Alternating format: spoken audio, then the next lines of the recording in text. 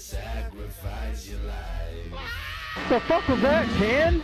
Joey Fats Radio, row 1C1. I've been loving every second. I'm not rooting for injuries openly, but I just pretended that was Brian Deegan.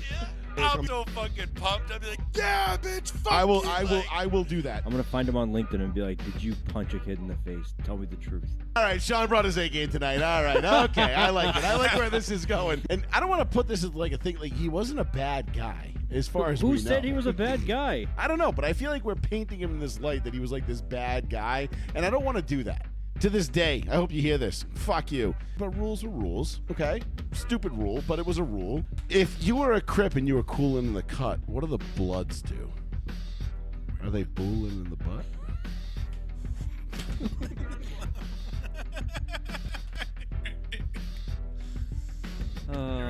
Yep. Also, we are extremely juvenile, and yeah, whatever. Fuck you. All right. You fucking smacked me in the ass, you dumb fuck.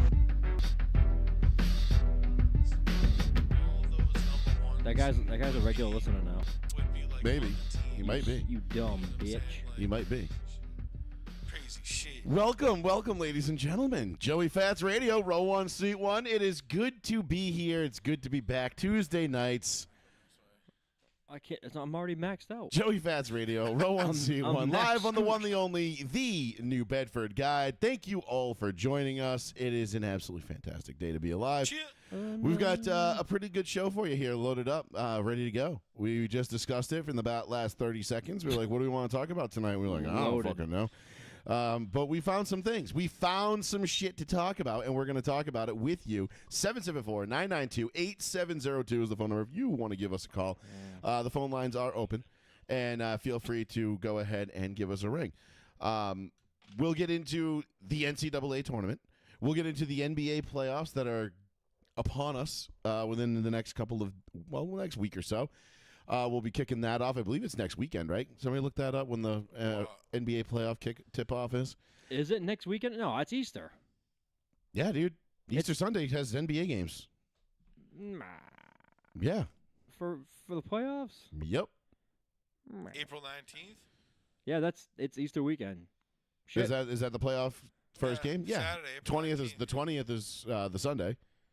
So we'll get into that. Damn. We'll get into the NBA playoffs. We'll get into my NASCAR bets from fucking Sunday. God damn it, Denny fucking Hamlin again. The bane of my goddamn existence. So we'll get into that. We'll get into my betting preview for Darlington. For Bristol. And we'll do a review of Darlington, which, all things considered, wasn't a bad day. I think we've had 3 guys finish in the top 5 again. Yeah. So, could be better. Could have been nice. William Byron could have hung on. Slick Willie. To win. I think he led, I forget how many laps he led, but it was like 250 something of 280, like something insane. Like Houston knows, you only got to be ahead at the end. Yes, right. Like those Houston Cougars find out last night. Yeah. You can lead the whole goddamn game, but if you don't lead the last minute, it's all for naught. Fuck. So we'll get into that. We'll talk a little bit of baseball. I'm sure we'll talk a little NFL draft coming up because there is some things getting That's next shaken week too? around. No, 2 weeks.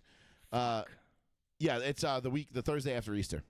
God damn it. So there's going to be some shakeups at the top, boys, and we're going to get into it, and we're going to talk a little bit. Will Shedeur Sanders ultimately be the number 1 overall pick, or will it be Cam Ward? Will somebody move up? Will the Broncos make a massive trade up and get Austin Genty? That is being kicked around a lot now in some inner circles. You can have the 4 spot if you want it. What number are you? No, honestly, if I was to get up to 4, I'd rather have Travis Hunter. He ain't gonna be there. I want At Travis 4? Hunter there at 4. That's what I'm saying. I think he's going at 2. I think now. I think you're probably right, but Yeah, he's definitely going top 3 anyway. But we'll get into that in a few minutes. For now, though, I do want to touch on the tournament and the NCAA that was the tournament that was. The Florida Gators are national champions. I had 7 out of 8 right in my Elite 8. I had 3 out of 4 right in my Final 4. And I had Alabama, the one team that didn't make it to the Final 4. The one I had wrong was the one I had winning it all, naturally.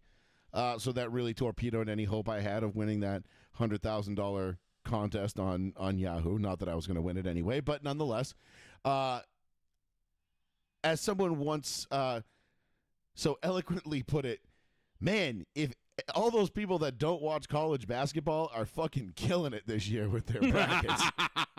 And I mean, I'm not going to say he was wrong, but I will say, fuck you. Because even though I don't watch college basketball, it doesn't affect me. I just so happened to pick 4 number 1 seeds to get to the Final Four. I didn't intend for it to be like that. But when I was doing my bracket, I said before what did I say? Didn't I say before the tournament it was going to be like Florida or Alabama? I'm pretty sure I said it was going to be Florida or Bama, which is why I picked Florida and Bama to be in my title game. Mm-hmm. So I did have Florida in the title game. I had them losing to Bama, but, they ended up beating Houston instead. So, oopsies. I thought I did okay. I thought it was going to be a very SEC-heavy tournament. It was. And, things went not. I don't even know what my bracket looks like. I just don't watch college basketball at all anymore. Me neither. So. I couldn't tell you the first fucking thing. The only thing I could tell you was that there's some white kid from Maine that plays for Duke. I do and he's pretty so good. Well in the first round, dude. Yeah, Cooper Flag. Yeah, I know who he is. I was sitting next to him, and he was like, "Oh, I picked them." I just picked the opposite of whatever Paul said. No, look and at I was this. like, opposite. Look, just so you can see, first round right here. Look at all on this. National champion. No. Just look. All correct. I didn't miss a single one. I got the whole East first round right. That's bad then for me. I got almost everything wrong. And Let me see if I got how I did in the East. I don't know. In Midwest, I got one wrong. So between 2 entire divisions for the first round, I got one wrong. I'm like, damn, that's pretty good. But then you go over to the other side. Can we show the video, or are we gonna get blackballed by? We've got to be super careful with what we show now. No, even video, Everything. no audio. God Everything. damn it! Not bad. We got flagged again last week because I played the Top Gun theme too loud at the end of the song. I mean, at the end of the show. So we keep getting flagged. I don't want to piss off Mike and be like, AI. Dude. He's like, bro, it's really putting the page in jeopardy. You really got to be careful. I'm like, sorry. I'm like, I thought I was. Yeah, I got 2 wrong out of 3 entire divisions. 2 wrong. Who was in the East division, Which is Paul? Insane. That you had? What are you talking? So I picked Duke. Okay, that's the East. Yep. Let's see. I had Liberty beating Oregon in an upset. That didn't happen. And I had Oregon.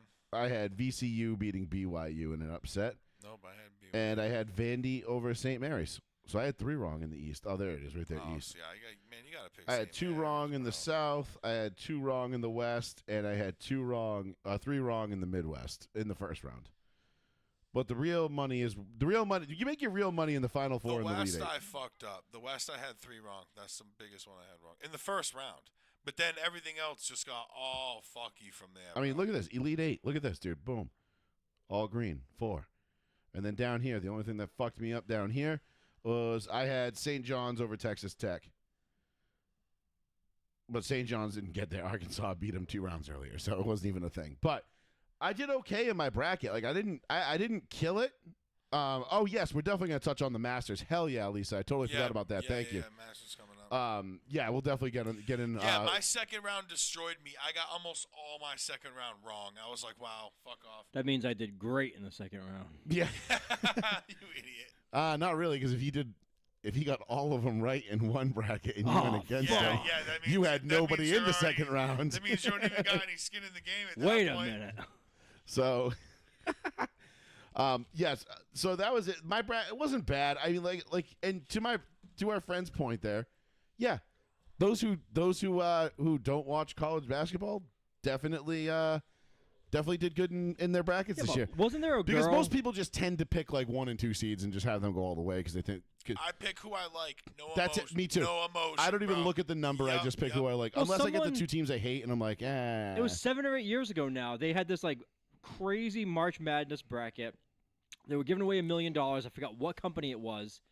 And some guy's wife who never watches basketball, the guy's like, honey, fill out this bracket. We're going to submit it together. I get an entry, you get an entry. Just fill out whatever you want. She won. She had a perfect bracket. That's crazy. And she won $1 million. And she goes, I've never watched a game of basketball in my life. Yeah. The only time I get Was it perfect or did she just win the pool? Perfect. No, it was the whole country. It was the whole country. It was a company doing it. She went over the whole country. Right, but so she had the best. There's no way in hell she had a perfect. No, not bracket. a perfect bracket. It was like football cards, but she just got the best. She had the best score. Bracket. Yeah, most points on her bracket. I don't think I've ever heard of anybody getting a perfect bracket. I don't think it's ever happened. I don't think it's ever happened either. We should look that up. On it. And I mean, and I don't want to find I don't want some guy on Reddit to be like, look at my perfect bracket. No. It's all filled out. It's all filled out in pencil. It's filled out last night. Yeah. But no, so the game itself last night, overall pretty boring. College basketball, not the greatest entertainment on the planet.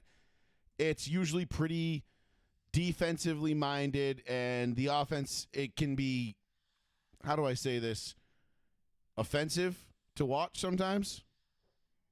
See what I did there? Mm-hmm. I can't get into college basketball too much. It's just I struggle with it, dude. I don't mind. Listen, if there's two great defensive teams going at it, I don't mind.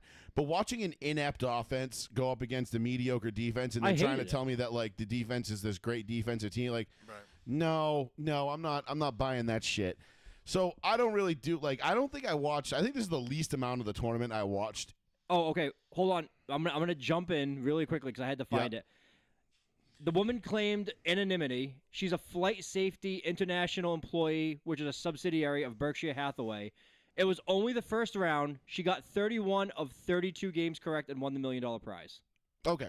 Oh, that's what it was. Okay. Yeah, I would say no one's ever been perfect. I don't think. No, Not that I know of. It's a 1 in 9.2 quintillion odds to do it perfect. Dude, to get a perfect bracket would be insane.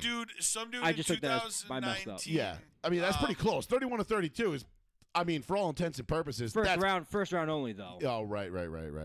Yeah, But if you get off to that good of a start in a bracket pool, and you go 31 for 32 in the first round, you've basically already won. And then she gets every other game wrong. Yeah, but I mean, at that, I would love to know what the odds, how the scoring works, because at that point, I'm pretty sure you can't lose if you get that many right. I think people they bank on you at least getting 5 or 6 wrong. How mad would you be if you watch an interview with this woman and she was like, "Well, I used the DVOA," and Joey's like, "Shut the fuck up!" Just smashes the computer. cut the tape. Yeah. Cut the tape. This is a Berkshire Hathaway employee. Oh my God, we lost her on the phone. Oh my God, it hung up. Oh my Jesus Christ, I don't know how that could have happened. But the game itself was pretty fucking boring. I hated it. Houston, Duke took an 8-6 lead early on. Then Houston went up and never looked back until the final minute. And I don't know, Paul, who the point guard was. We were watching it live as it unfolded.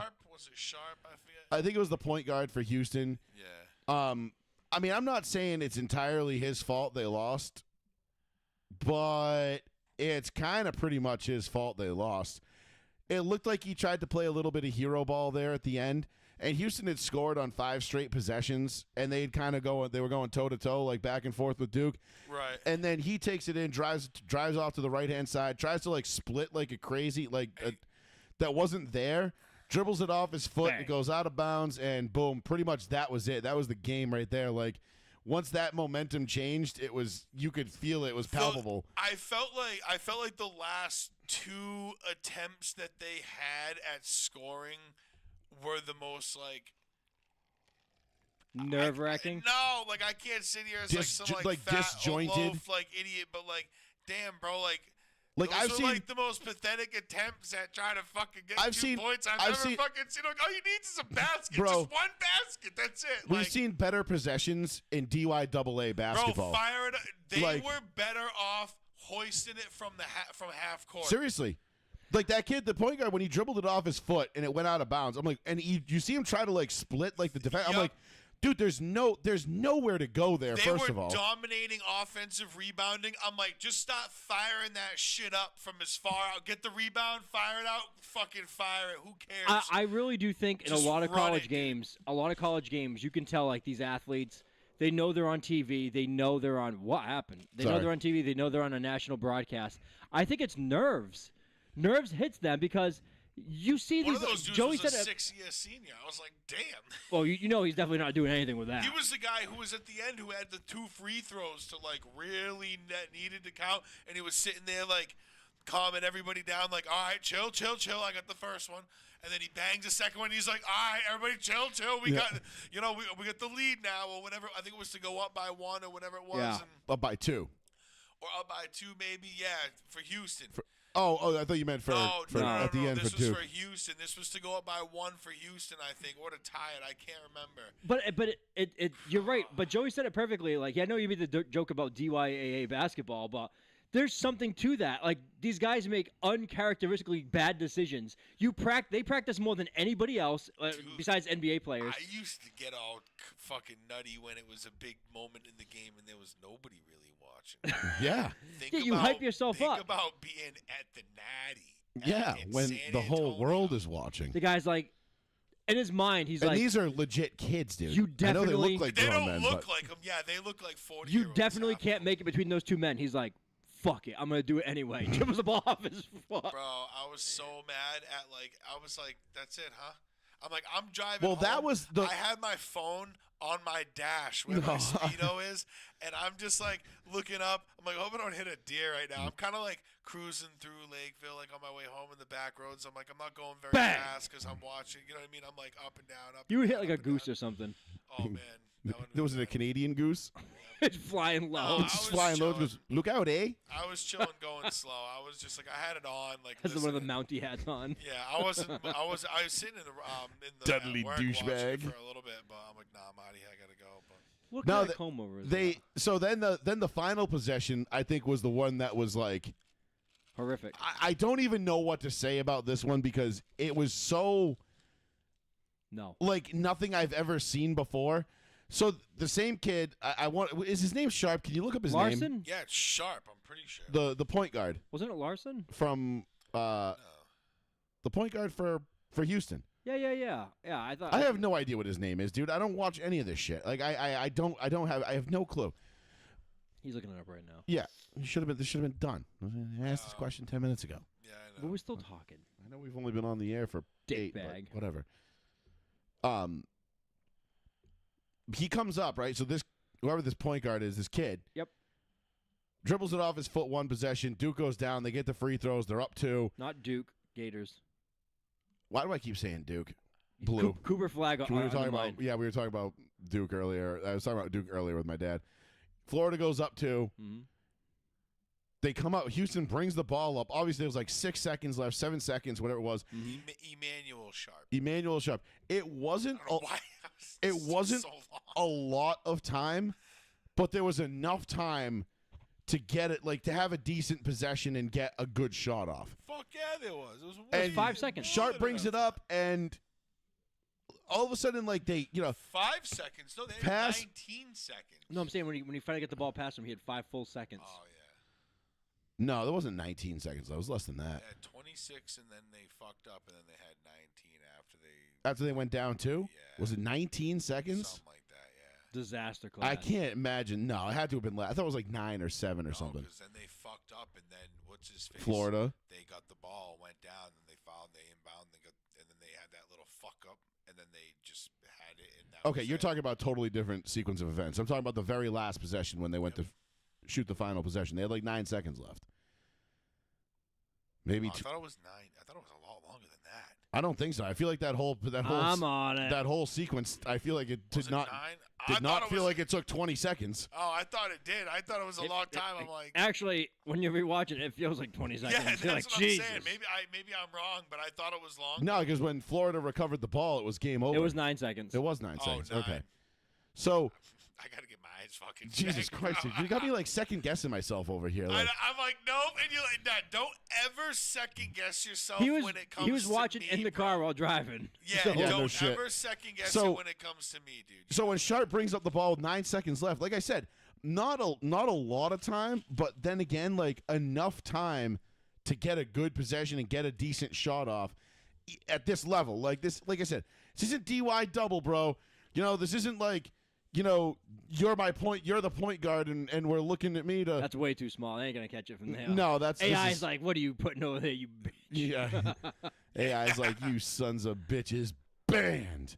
That's crazy. Mike's just, I'm gonna like my phone's gonna start ringing in 5 minutes. Be like, Mike, like, What did I tell you? It was like it was a shit." 1 inch by 1 inch section. Yeah, I thought it was longer than that. My fault. Yeah, But that's a when he comes up, he brings that ball up. They kick it around a couple times. They pass it. He gets it back. He rises up to shoot, and it's like he saw the Florida defender and then shit himself. And he just dropped the ball. And instead of putting the shot up, he just drops it in front of him. I'm like, where'd the ball go? I'm like, well, that doesn't work because now in my head I'm thinking like, well, he can't fucking touch it. And then his teammates standing there staring at him like, are you going to get the ball? It's like, no, you dipshit. He can't get the ball. You need to get the ball now.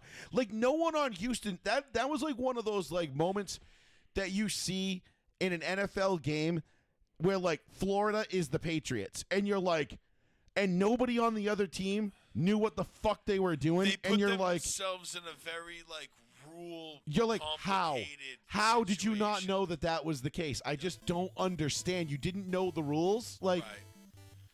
Joey Fats Radio, row 1, seat 1. What? It's Joey Fats Radio, row 1, seat 1. Oh, hi. I don't know. I'm just watching the show here, and I told him I'm already sleepy, Oh, okay. but I figured I'd call in anyhow and be sleepy. That's all right. That's what we're here for. Hey, you Well, know we're not what? here to Have a put you good to bed time. or read you a lullaby, but you know, Well, and I apologize. I'm losing my voice too. it's okay. It happens to the best of us. Lisa, is this you? You want to talk about the Masters? Is this you?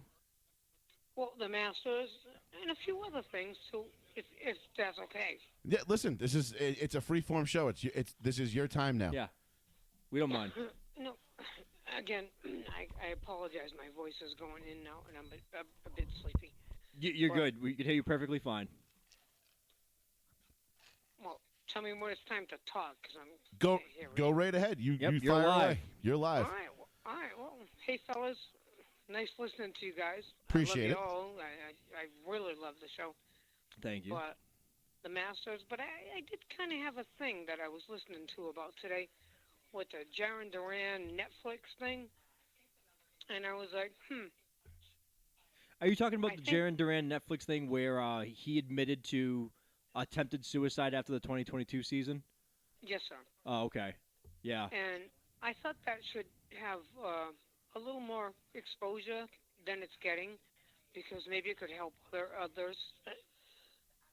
Again, I apologize. But This is the first. This is the first I'm hearing of it. So Yeah, so on Yeah. Netflix, what Lisa's referring to is it came out. I have yet to see it yet. Kids and work have kind of taken over most of my life, but I did hear about it, and the story has come to light that Jaron Duran did attempt to take his life in 2022 after the 2022 season. I mean, he was a young kid, rookie. I think maybe he'd cracked the majors at that point, but I think he was an Yeah. up and down guy. He was like one of those like 4A guys. He wasn't on the main roster, but he wasn't in AAA. He was a shuttle guy, as they used to call it. Yep. And so, it's disheartening to see, because you look at Jaron Duran, he's built like $1 million. He reminds me of like a young Gabe Kapler. Looks like $1 million, plays well, plays hard, great attitude. I really don't give a shit about the whole. He called someone a slur last year. We talked about it on the show a ton of times. oh I don't- right. That was Okay. like no one was supposed to hear that. He was saying that like under his breath. It's like, who gives a shit? But it's like, you see this poor kid, and like this kid I think is 25 today. So this is talking about he was like 22 years old. Yeah. He has the world in his hands, and you find out today that he legit tried to kill himself. and I think it. Excuse me. More attention should be brought to that, because there are lots of young fellas that probably have that, but they're too proud, or they don't want to let people know that they're feeling down or feeling weak, because some people think it's weak and it's not. And I was like, wow, I haven't seen it yet. I'm gonna watch it tonight. Yeah. So that was that. But I just wanted to kind of bring that up. No, I appreciate it, because I hadn't heard of it was until just now. totally- So I haven't seen it Out yet of either, place. but that's like the synopsis that I saw online was essentially that he attempted to kill himself, and that's it hasn't been even though it broke today, it has not really hit the Boston sports news cycle. Like, it almost seems like, oh yeah, but it's Durant, so we really don't care. You know what I mean? Like he's not. It's not like it's not Kevin Youkilis in his Well, prime we or should something. care. He's a young fella, and Oh, I agree. a lot of people, and we should, and that's why I thought maybe raising awareness to it might help some young kids to look up to this guy and say, I'm not ashamed to say I feel a certain way, and maybe he can help some kids. Yeah. That's all. Yeah. But I want to go back to the Masters when you guys are ready because I got a big old bet going on. All right, All right, let me know who you got because Yeah, you can go to the because Masters. I'm looking at the odds and I already got my. I think I already kind of have my winners picked out. But what do you like for this weekend? I don't know. I'm leaning toward Connors. Okay. Could be really, really wrong. Well, it's the Masters, so you gotta. There's always going to be a few. I don't want to say upset picks, but I know. those long odds guys are never. I mean, they're never out of it, but they're. I know. Jeez. And Like Corey DeChambeau, Connors is what, I plus got him, 6,000? I got Bryson. I'm gonna look up the odds right now. I got him right here too. Oh, you do? Okay. Yeah. Bryson plus 2,000. I don't know if Bryson's built to win a Masters though. Come on. Mentally. I'm rooting for him now. Oh, I am too. I took Rory I and love took, Bryson. Shane Lowry. I'm Irish, so of course I took them. Oh hell yeah. I put my heart over my head, and I oftentimes make that big mistake. No, That's okay. I like. That's I sports. can hear the laughing. I can hear the No, laughing. listen. I No, know. that's That's sports. okay. I'm Irish. As a fellow Irishman, I mean, I'm with it. But I like for my top guys. I think it like Rom, Aberg, Shoffley, and DeChambeau are probably. I mean, I want to take a flyer on Justin Thomas, but I just don't think he's got it. Brooks Koepka's definitely not running it. He's not getting another one. Victor Hovland's interesting though, at plus 3,500. Very. I don't mind that one. Yo, I'm all the way to the bottom. I don't even know half of these people. I don't know any of these people. Well, there's Brian what, Campbell 90, plus there's 100,000. 96 golfers are gonna tee off in the first round. I should throw a dollar in all these people at the bottom. No, you won't even. Why the fuck not? some of these kids, I'm telling you, that they might show up. They may not. I mean, I gotta see, like, is there round? Yeah, maybe like round. I mean, there's so much to bet on with the Masters. That's so much fun. I mean, like, you got like the no laying up special. What's that? I'm sorry. No. I didn't hear you, sir. The no laying up specials for the Masters. It's just like parlays. Like I just love it. No laying up. Like, there's just so much that you can do here with all these, and they're pretty good odds too. Like plus 4,000, plus 18,000. Like, you can have some fun with these. You know what's sad is I didn't take Scheffler. Listen, I mean, even though I know he's the odds-on favorite to win, plus 400 to me is just not a good enough payout. Wow, Yep. Rory McIlroy's second favorite to win? Dude, Rory's playing pretty nasty right now. Damn, I didn't know he was all the way up there. Yeah, was he plus 650, right? Plus 650. John Ram is back? John Rahm's back, yeah. He's kind of my, Rahm is- like, he's kicking. He's doing well. he's probably going to be my pick. Plus 1,400, I like that. Yo, what happened to Brooksy? Brooks fell off. Yo, Brooks fell off bad. Brooks Koepka, yeah. So, yeah, I like your bet. So, you're putting your big money on, you said Connors? Well, not big money. Like to finish top 10, top Oh, 20 okay. type of thing. Yeah. Not to win, but to make decent money if he covers that. Yep. Who's the other one I took? I don't have my phone in front of me. Well, you do. It's just up against your ear. I took a real kind of one. I was really like, I don't think about this guy, but I don't know. I'm gonna take a flyer on him. I just gotta grab my Well, phone. that's kind of the fun part with the Masters. You can take flyers on people, and it pays out big if you hit. 100,000 to 1. Yeah, like I mean, don't get me wrong. I don't think anybody outside the top 10 has a chance here. But If you get 100,000 to 1 odds. I mean, if you look at just the top 10 guys, you got Scotty, Rory, Rahm, Morikawa, I think I took Aberg, Shoffley, DeChambeau, Thomas, and Neiman, and then So- Brooks Koepka's just outside of that. Like, So when, Joaquin. You know who else has won that people in my opinion, overlooking, again, this is my opinion, and I know nothing. Bradley. Keegan Bradley. Keegan Cheap money, Bradley. And he's Where's he got a at? chance. 15th. I know it sounds crazy. I know it's not. You guys, you can laugh at me. You can laugh. No, no listen, laughing. when it comes to the I'm not- Masters, I'm not I gonna don't be laugh at anybody I'm because not gonna be an expert in golf. listen, I watched Bubba Watson win the Masters one time, and two of the most ridiculous shots I've ever seen. So there is no laughing with the Masters.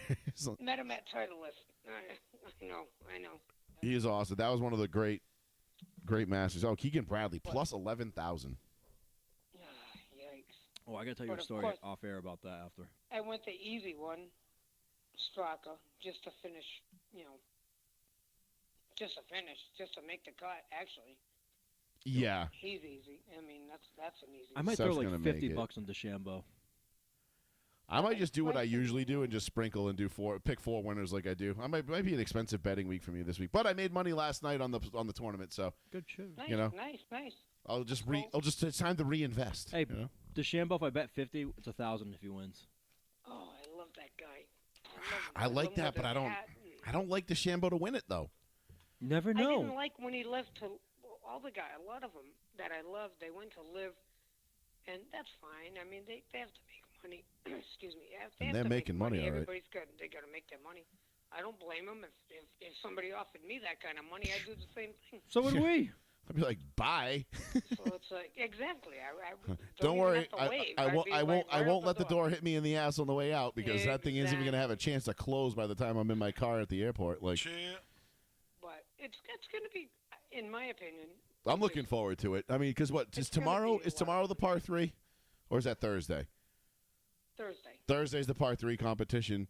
So yeah, this is like one of the best weekends. Yeah, this is the unofficial start of spring, or the official start of spring, I should say, because it's not spring until the Masters, and I love the Masters. This is one of the great. This is one of those okay, I know what I'll be doing Sunday between. I will be flipping channels back and forth, or I might actually have two TVs running on Sunday between the Bristol NASCAR Bristol and the Masters sir. final round. So, do you bet on NASCAR, Lisa? Oh, absolutely. Oh, do you follow our page and do you tail my picks? I do.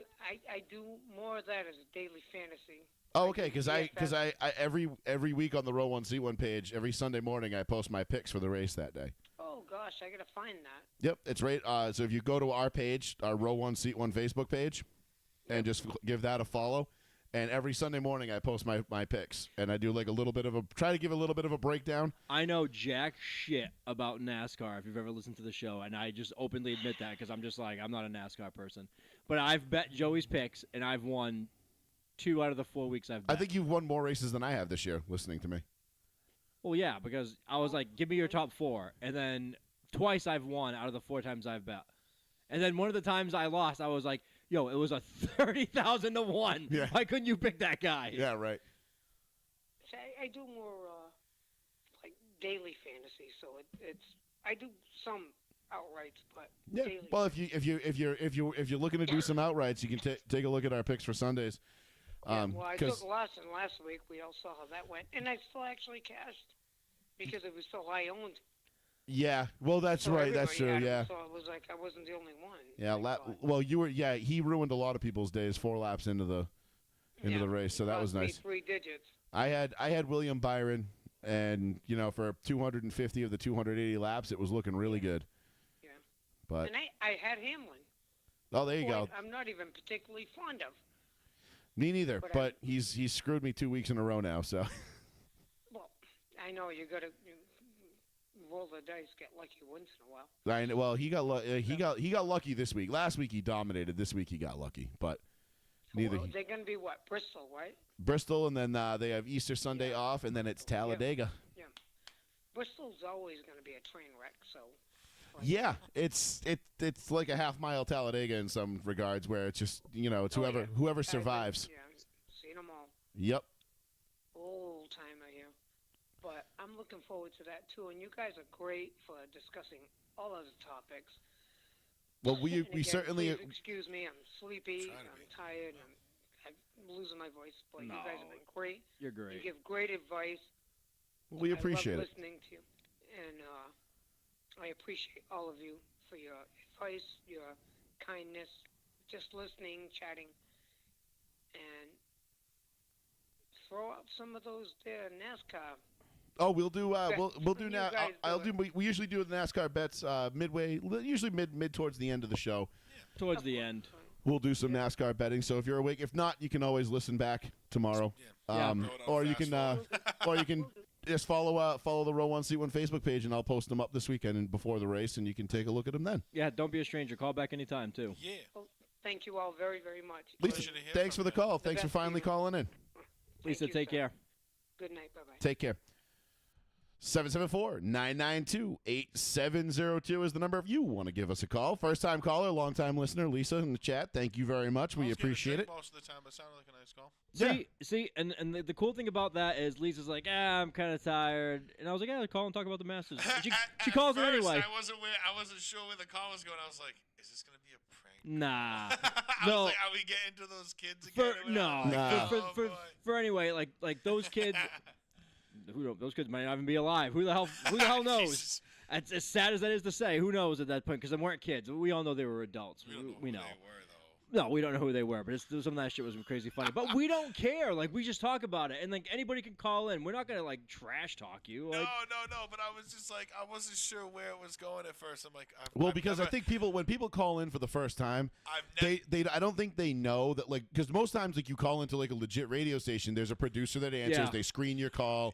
Yeah, they guarantee- I never so heard people this don't voice know. before. I'm like, People who don't the- know who when is people this? call in and they're like, "Oh, am I on the air?" And you're like, "Oh yeah, you're on the air." They're like, "Oh shit!" Like, Yeah, sorry, yeah. because that's usually not how it goes. Usually I'm they'll be like, this "Okay, we're isn't gonna put you on Pat, hold." This isn't Pat. You know what's this funny? isn't somebody else. we had Miguel in the chat earlier. Should have had Miguel on the other line, buzzing people Yeah. in. Oh, nice. But yeah. we'll Screen, yeah. we'll do some Masters picks before the show is up. I'll give you guys if you guys want to go over some odds, I was watching some stuff, last and night, we'll go over that. We'll do that with the NASCAR picks at the end too. Okay.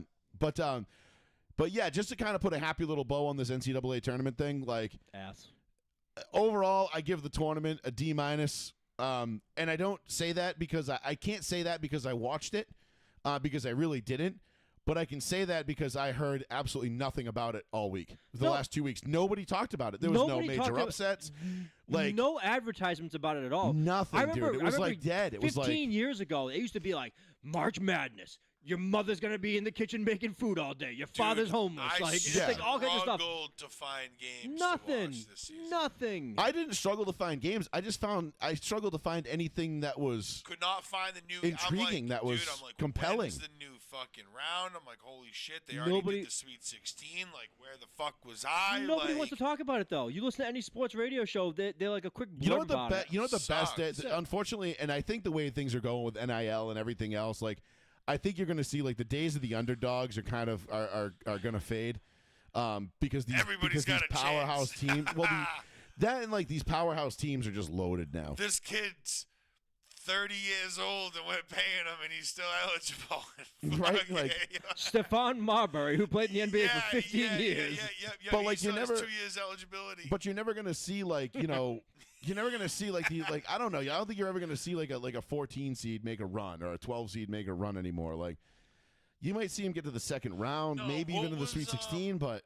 What was that team Do you- 2 I'll years pause. ago that was like a 16 seed, and it wasn't St. Mary's, or maybe it was. It was like That was longer than 2 years ago. Was it? Yeah. No. Sister Mary is like long past.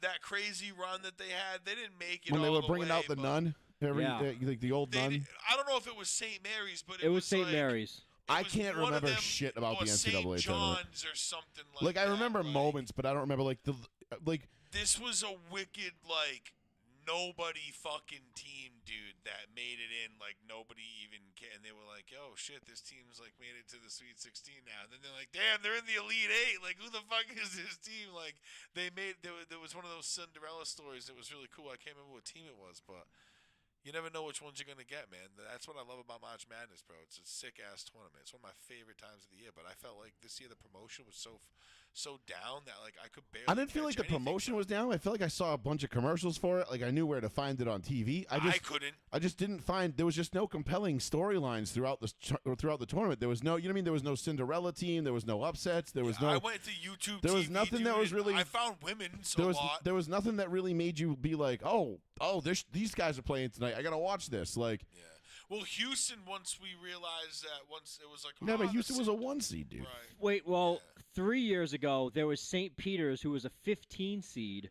That's They got who to it the was, final St. 8. Peter's. They get to the final Yeah, 8. the Elite 8. They were the highest. They were the lowest team to ever get that far in That's history. what it was 3 years ago. It was only a couple years ago. Yeah. St. Peter's. I think I remember I was that. like St. John, St. whatever the fuck, St. something. I'm like Saint it's somebody. One of them. It was some crackpot fucking random ass team that like you had never heard of before. No 16 seed team has ever reached the Final Four in the history of men's basketball tournament. No, It's they haven't. Final Four, right? Because they lost in the Yeah. Elite 8. Right. They didn't make it, right? So it's Everybody just was like, I don't know. "Ah." Again, it was just I felt like the tournament was fairly. There was nothing really. I don't feel like I missed anything by not watching it. So that's why Yeah. I can give it a solid D and move on with my It life. wasn't like the year that we were watching at the old place when Villanova won. Oh, Oh when my that game God. was just like back and forth. What was that Villanova? No, it and, was Villanova, and he came down at the very last and nailed the buzzer beater to win. Yeah, no, I remember we were watching. We were Remember that? falling Yeah, off the couch yeah, watching we were that. like, oh shit! Villanova, Yeah. Georgetown? It No. was, no, it was North Carolina. think it Maybe was- I don't know I if think that it was the North Haynesboro Carolina. year. I'm not sure if that was Tyler Haynesboro. I forget, dude. Like I said, I couldn't care less about college basketball. I don't care where these guys play. Like Gonzaga? Gonzaga, that's what it was. That's who they Gonzaga, beat. That's who Villanova beat. because Gonzaga had the runner. Remember, they had the half court runner where they almost 2017. and they almost hit it. 2017. Yeah, that Chris makes Jenkins. sense. Chris Jenkins hits a 3-point buzzer beater at the end of the game. For Villanova. Yes. Yeah. No. That was against changed teams. Gonzaga. Yeah, no, Yeah. I'm just saying that was No, the right because year, I would have been right? in this house by then. 2017. So it had to have been 2016, whatever it was, 2016, or maybe even 15. No. Hold on. You said 2016? 2016 or 2015 was one I'm thinking Villanova beat Gonzaga in 2017. That was In 2016, Villanova defeated North Carolina. of. That's what it That's was. the Tyler Haynesboro year. That was it. Yeah, Damn, because they I was won already in this because I'd already back-to-backs. bought this house in 17. I Oh. wasn't in the apartment. Jesus Christ, who was in that Villanova team? They won back-to-back championships. I didn't Yeah, remember no, that. yeah, I didn't know that. I think it was pretty stacked if I remember right. I didn't know they won back to back, but I remember the year that they beat. I thought it was Carolina. That's what I said. The year, that was the buzzer beater year. That was the one that we were like falling off the couch in the apartment. It should be Yeah, it was. It definitely because was. it was in the apartment. Yeah. The one that we're talking about. Yeah, I know. Head coach Jay Wright. Bum. DiVincenzo was their top player? DiVincenzo. DiVincenzo. Who's Villanova's? Yeah. Oh, who was on? Jesus Who Christ. was on Okay, that North was Carolina? Not that the team year? I was thinking of then. Who gives a shit? Must have been. did it take you guys to look up rosters? I'm just sitting here. I'm not even on my computer tonight. I'm slow. Dude, what are you talking about? I'm on it right now. I was just scrolling through. I'm not looking up the championship game. I was just on Villanova's page. Oh Jesus.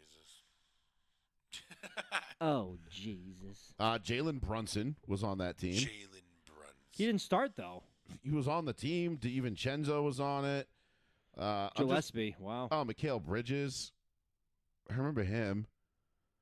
Yeah, that's about all the names I Well, recognize. Dante was the player of the game. He had 32 points in the championship.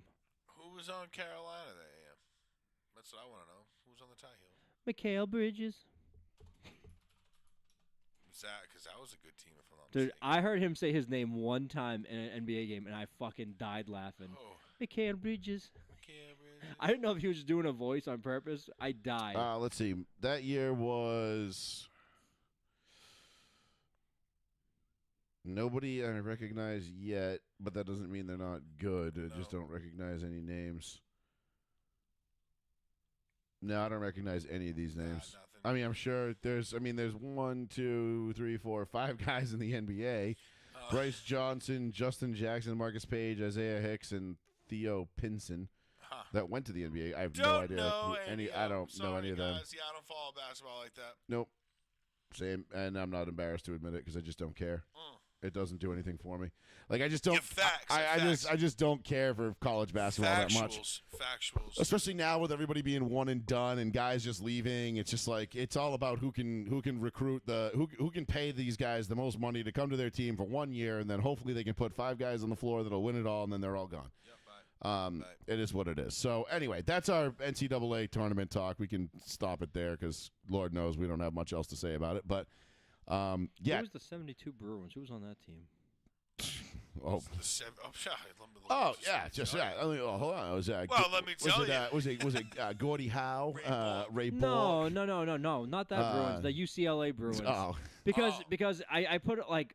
did you say 72? Yeah, because that's considered the best basketball. Oh, was that championship team of all time. Kareem? I'm looking.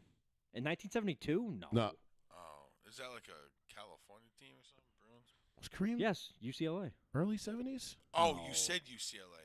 Why did I think you said UConn? I was like, Jesus Christ. Bill Watland, Jamal Wilkes, Dave Myers, Greg Lee, Swen Nader, Ralph Drollinger, Vince Carson, Bob Webb, Casey Cross, Larry Holyfield. No, I don't know half those I fucking know guys. a couple guys. That was an on undefeated team. They didn't lose a single game the whole year. I mean, Damn, shit. look at that. Bill Walton was the best player on that team, and he was the 6th man on the Celtics. See what I'm saying? Yep. That's the thing, man. When you get to the pros, it's a different ball It's a game. whole new ball. Hey, did you see that video with White Crazy. Mamba? What?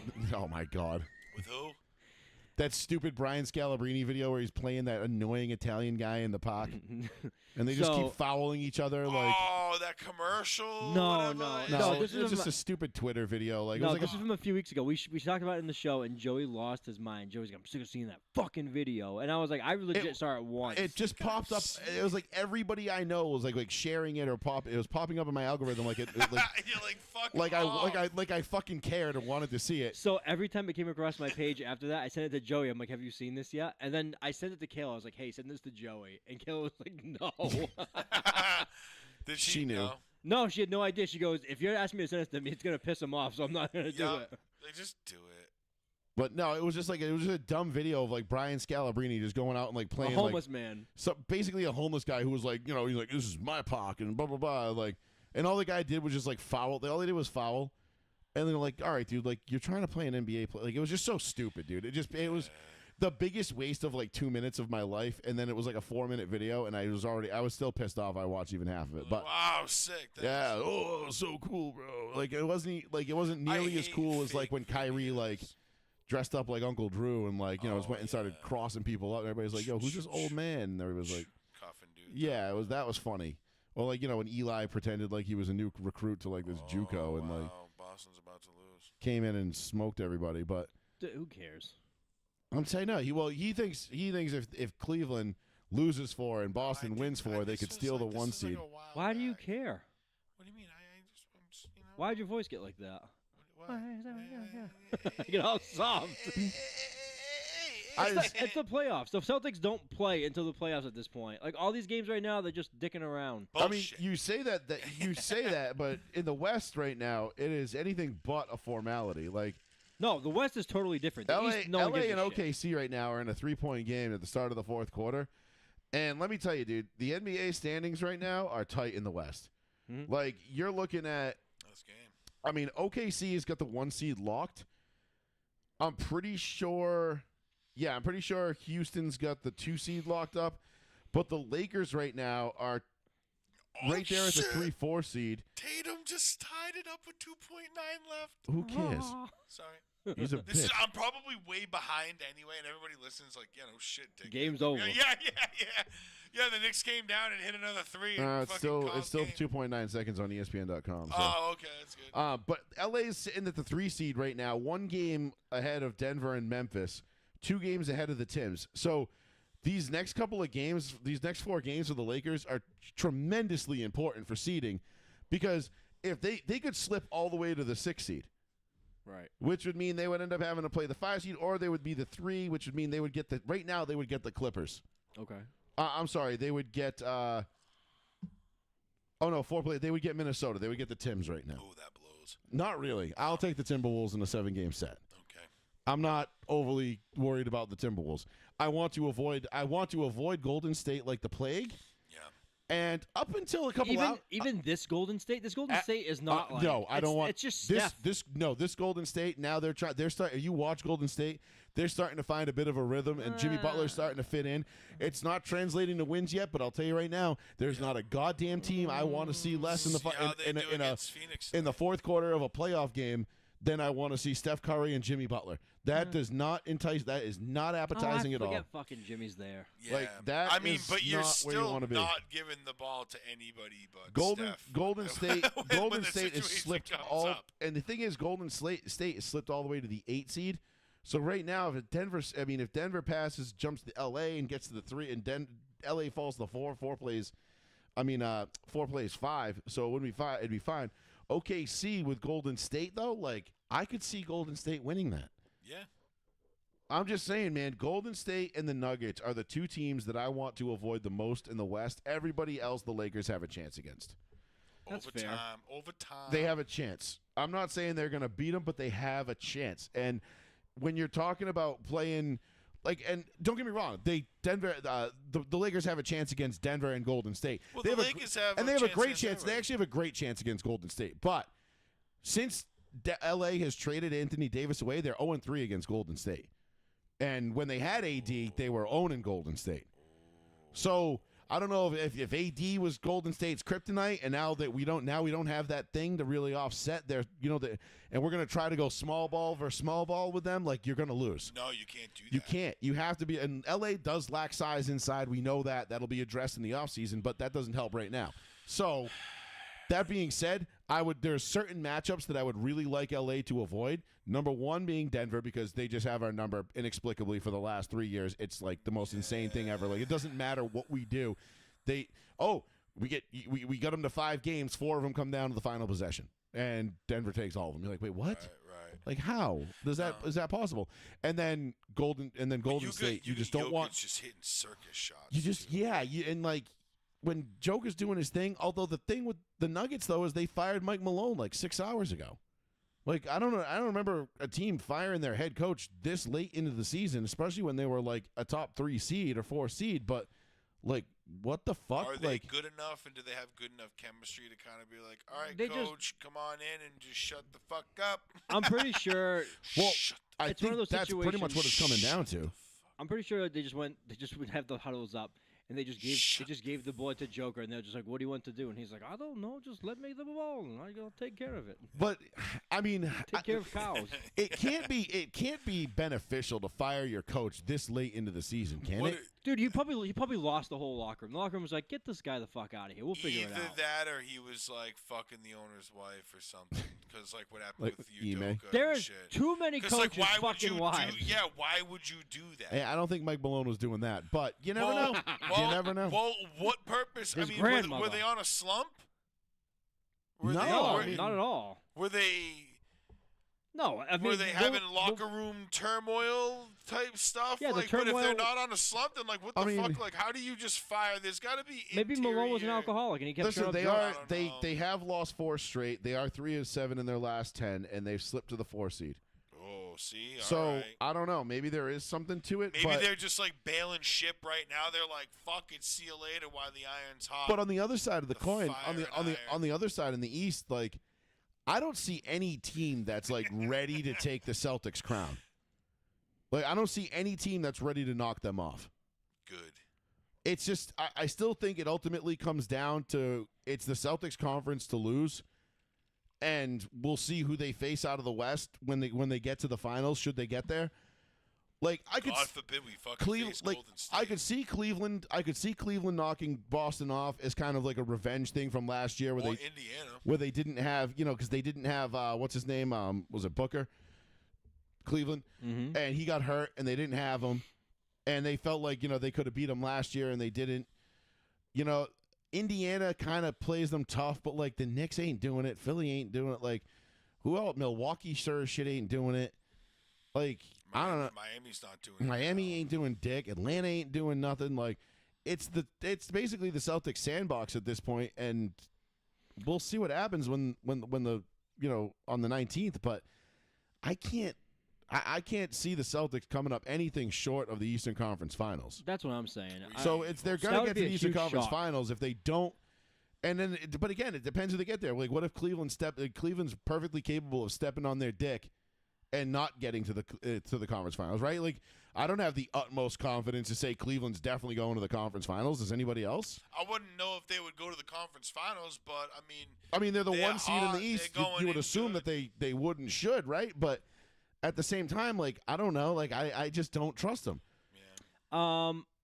I quickly looked up a reason for Mike Malone, and the rumor mill for the Denver fan base over there has said that a month ago they had a very bad loss to Portland. After that game, Mike Malone came out in the press conference and said he's tired of his players not watching film, and players that say they do are full of shit. And they think since that moment, his players have turned on him, Okay, that makes and it's sense. become a mutiny in the locker room. Lost the locker room. So he lost the locker room. Yeah, just like you said. But still, 4 games before the playoffs, that's your move. You know, you couldn't do this a week ago, 2 weeks ago. Well, when you lose the locker room, that's it. Right, but you didn't know he was losing the locker room a week and a half ago. When You know what I mean? It took takes you a little till this long, like this late, to figure it out. Like, maybe some people didn't want to speak up. to You me, don't know how it to is. me that just reeks of incompetence. They're like, It's "Fuck like this guy." somebody dropped the ball somewhere in that situation, because that doesn't make any sense. You're Joke. about to go on a playoff run where you're trying to go for 2 out of 3. You have the best player in the league. You have arguably the best team in the league. Like, I don't know how much of this is Mike Malone's fault, but again, like, in as much Denver radio and stuff as I listen to, especially this time of year, like, you know, now that the Broncos are relevant again, I haven't really heard much. Like, no one's really talked about, like, certainly not talked about Mike Malone being fired. Well, that's just lame as fuck. That like you have your team that's slipping, you're dropping games, and you can't even have harsh criticism to like talk about your team to the press. Like, Right, well, what does that say about the modern just be athlete? exactly, and be transparent with the media and be like, listen. My guys are full of shit if they're watching film. It's not happening. Like, why can't you have harsh criticism as a coach, as a head coach, to the media who wants to know the story? That's what their job is covering. I think- and all of a sudden now you're getting fucking fired for it. Like, I think that's all right, so fucking now you can just sit up there and just be like, I'm just here so I don't get fined. I think Joey's half right. I think there's that line of where today's modern athlete doesn't want to be like shown up to the world.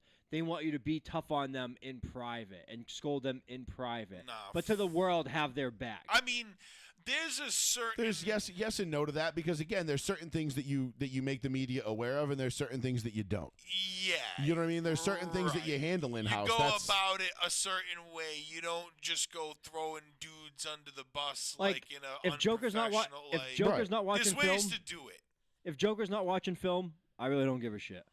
He's killing it. You know what I mean? Like, Maybe call him unprepared or something. You know what I'm saying? he's too worried about the words. offseason and his goats.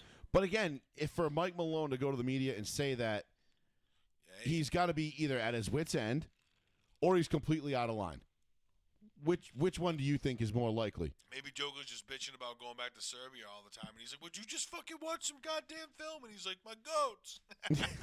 He walks by, he does the Windows tab and clicks on the film. He's like, and as soon as he goes right back to his farm. And then he walks Meanwhile, back. Yeah, and then he meanwhile walks Joker's away and just he hears- watching security camera footage Yeah. of his goats in And the then he just hears, pasture. man, like as he walks away, and he's like, "What the fuck?" Like, He goes to his chat. He's like, put more hay in bale Yeah. 1. Yeah.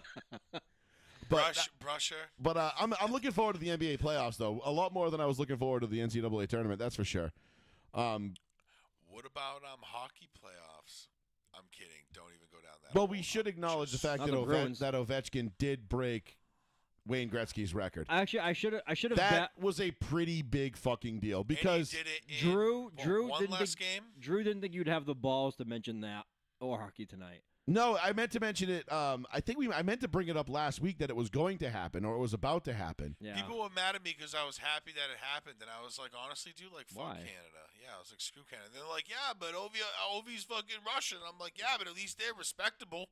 Dude. At least Russian people can have. I like, don't give a respect. shit where he Yeah, comes yeah, from. He's a I know. fucking hockey player, for Christ's sake. He's We were more- just getting into it about It's bullshit. Canadian. Yeah. It's Canadian soccer. I really Right. don't care. He's the nicest guy in the world. But Oh, Ovechkin. Ovi's been I know, around for I a like long him time. Better. He looks he's one of my 55. Dude, he does not He's look like he's a year younger 38, than right? me. No. 38? 39. 39? He's 39. 39? I mean, and he's about. I think he's going to turn 40 he this year. has- He's my He's the age. man. He's one of my favorites. He has my disorder where he's been completely gray for a very long time. Right, he's been great since he was 16. Yeah. No, so, listen, I like Ovechkin. I never had a problem with him. He was always like a tremendously good athlete. Like I remember when he first came in the league, and he was like a 3 or 4 year vet at that point, like whatever. And I remember like a lot of guys talking about him and being like, "This kid's really good. He has potential. He could break Gretzky's record someday." And you always just kind of laugh when people say that because you're like, Right. "Yeah, all right, dude. That record's never going to be Because broken." people said that about Crosby. And well, doesn't Crosby? Well, Crosby's done, isn't he? No, Crosby's still playing, but He's still playing? I think he's like what 11th on the goal scoring list. I don't think he's that close. Yeah. I think, or is that point score? Because I know there's Well, I don't think anybody's two touching. lists. Yeah, no one's one's touching Gretzky's for points, which I don't really understand like why there's. Or assists either, or something like that. Well, that's the points thing. I think is that you get the points for assists now. I don't know how hockey Right. works. Again, Nah, I forget. don't really do Canadian because soccer, they, so they calculate goals as far as like tiebreakers for like getting into playoffs and shit. No, points count with assists and goals. there it is. That, okay. that, that's what and it is. Gretzky has 2,858. assists.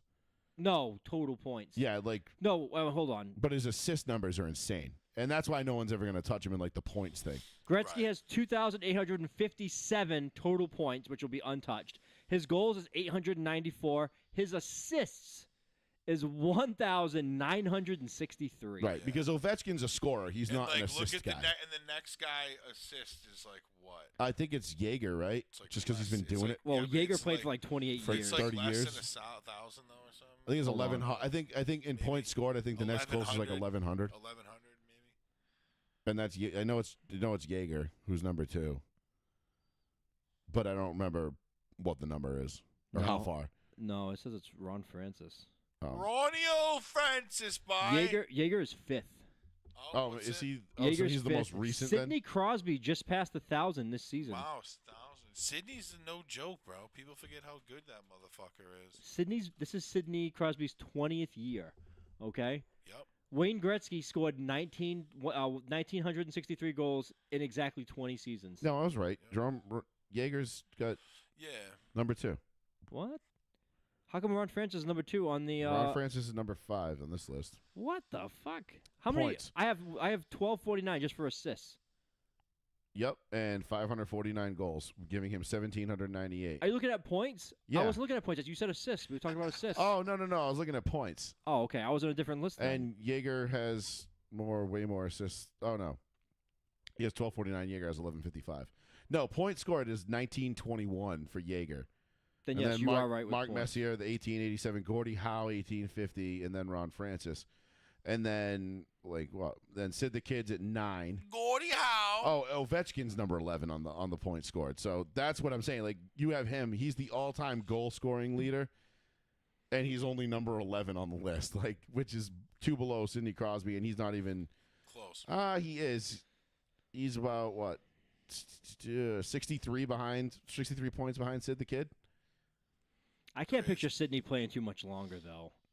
Has Ovechkin's played for Washington his whole career, right? Yes. I believe so, yeah. So that's to my cousin. My cousin asked Sidney me. Crosby's 38. Tingus Pingus. That's got to be the greatest. That's got to be the most impressive record for one team, right? For a guy that's ever done it with one Yeah, team. with one team so far, for sure. Like, because Peyton obviously. Ovi? Yeah, No. Peyton did it with 2 teams. Brady was on 2 teams. Sucks. You know what I mean? Like all I these know, major he records. didn't do it with all, just one that whole time. Was- No, it doesn't suck. Was Cy Young For with me. one team? No. No, he had 511 wins. He was multiple teams, right? Yeah. So Sure. because Mariano Rivera has the saves record, right? Yes. Like closing, Overall? right for closing, right? Yes. Was it the overall record that Mo has Whatever now? the hell that is, I don't know. Or was it- baseball. I'm gonna look it up right now. I'm just confirming Cy Young really quick. I want to make sure. Well, Nolan Ryan does. 'Cause Yeah, Mariano Rivera has 652. Trevor Hoffman 601. Oh, fuck. Yeah. Oh, Nolan Ryan wasn't a closer, was he? No. Cy Young played for 5 different teams. We're straight. Wow. Okay. So the only other guy that comes close in any terms of like Rivera? major records got to be Mo, right? I mean, unless we're. I mean, I'm talking because I mean saves in baseball would be up there. Like that's up there with points scored. You know what I mean? Touchdowns thrown, rushing yards, things of that nature. Yeah, 18 years, all of the Yankees, phenomenal career. Yeah. Yeah, so I'm like, because otherwise, like like I said, Brady went to Tampa, But you can't some of count his- guys like Bruce Matthews. He played 20 years with fucking the Oilers In the as yeah. an offensive lineman. Right, but that's not a. There's no right. That's no an stat impressive for stat, that. but there's no stats for that. I Like, know, but right, that's a hell So of a you career to play can't- 20 yeah, years. all right. So like you give a nod to Skill a guy position. like Bruce Matthews who did it all in one team. Jonathan Ogden. I mean, but if you want to just get into guys that played for one team their whole careers, I mean, there's a lot of those guys. But how many of them set significantly notable records?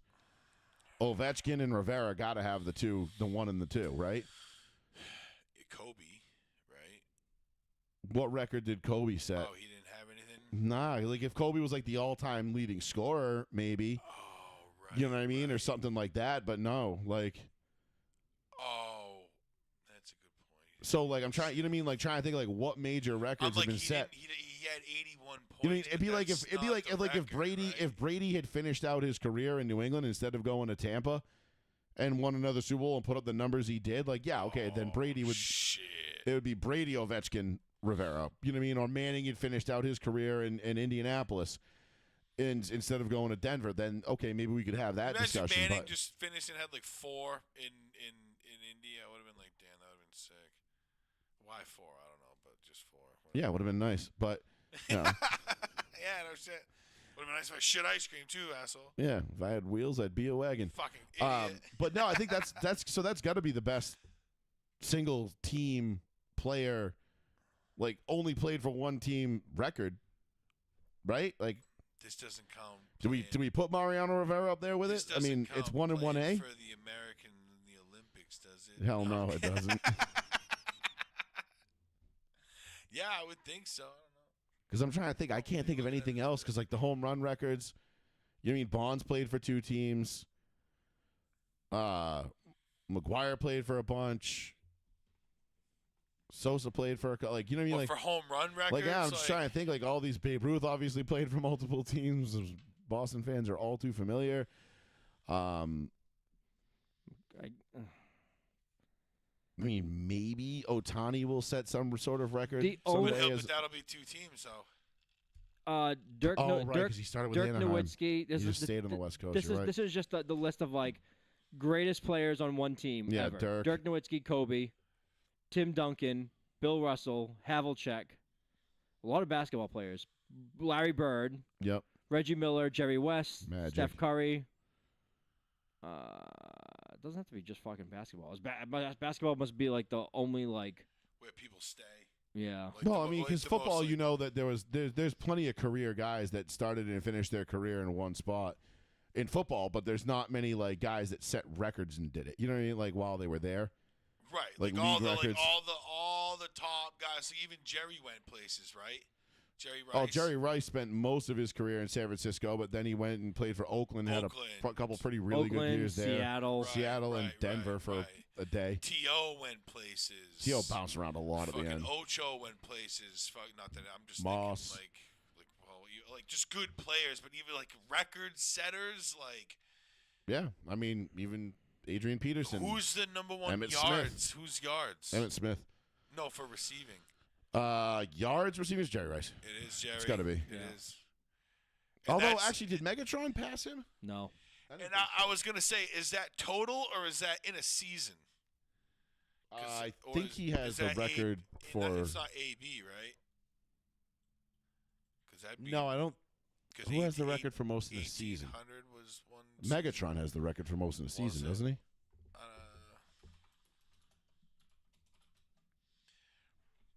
I stopped trying to look it up because I know you guys just do it way faster than I do. So.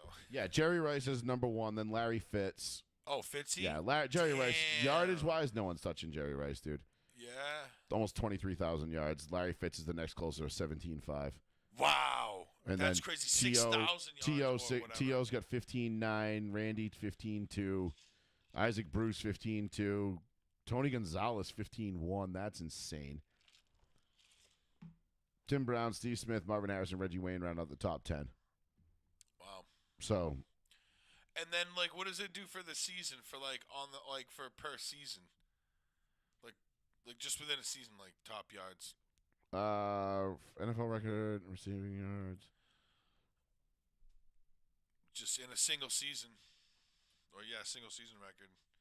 Season record is Calvin Johnson, 1964 and 2012. Calvin Johnson in 1964.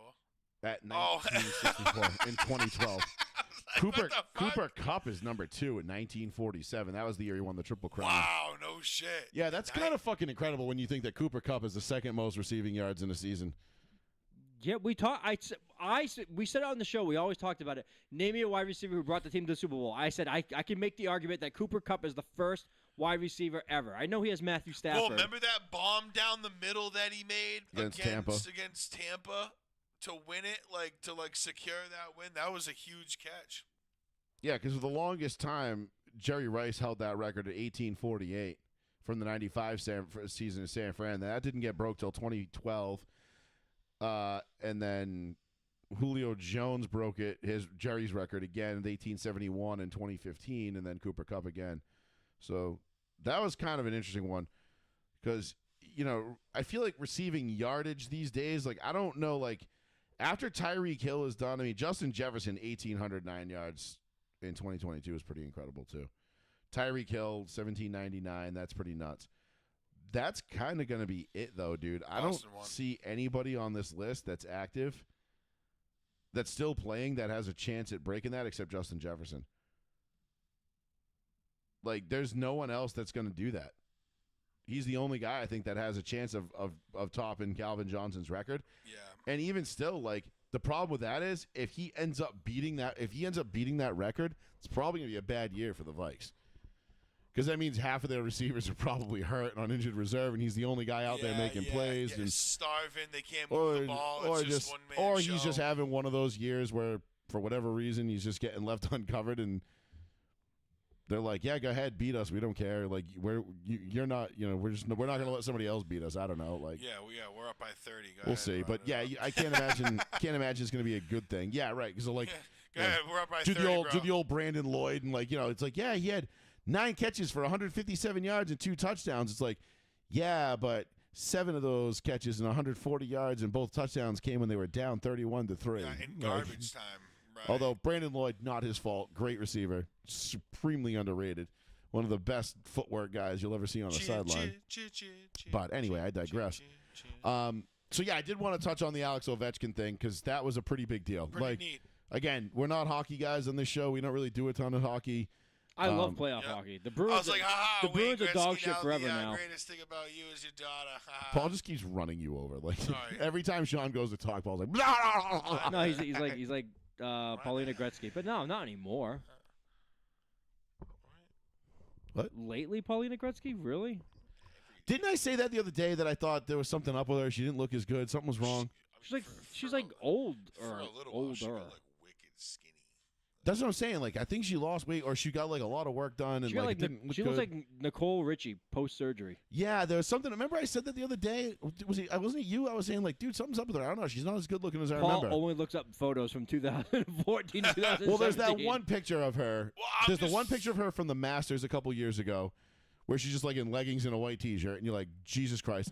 And then there's the other picture of her in that dress with the multicolored dress thing with the little dots. Yes, yeah. And you're like, wow. Look it up right now. Christ. Yeah, you're like, all right, wow. You're like, yep. But other than that, since then though, I haven't really seen anything that made me think. I kind of second guessed myself. I was like, wait, was I wrong? No, it's the children who are wrong. Children. No, it's the children. And then you got my back. Paul's over here acting like Paulina Gretzky's got. You talking like you got the golden Totinsky. Yeah, and it's just not the case anymore. I don't think. I mean, maybe she looks a little old. I'm not saying natural. she looks. I'm not saying she looks old. I'm just saying she looks different. Something's different about her. You know what I'm saying? I don't know. There's something different. I can't put my thumb on it. Yeah, she just looks like an older woman now. She doesn't look like the same as she did like 10 years ago, dude. All right, let me. I'm not saying she's ugly. Hold on, I'm scrolling way down. We're going way down. She's a mom. Isn't she a mom now too? A mom? Oh, probably, dude. I don't fucking know.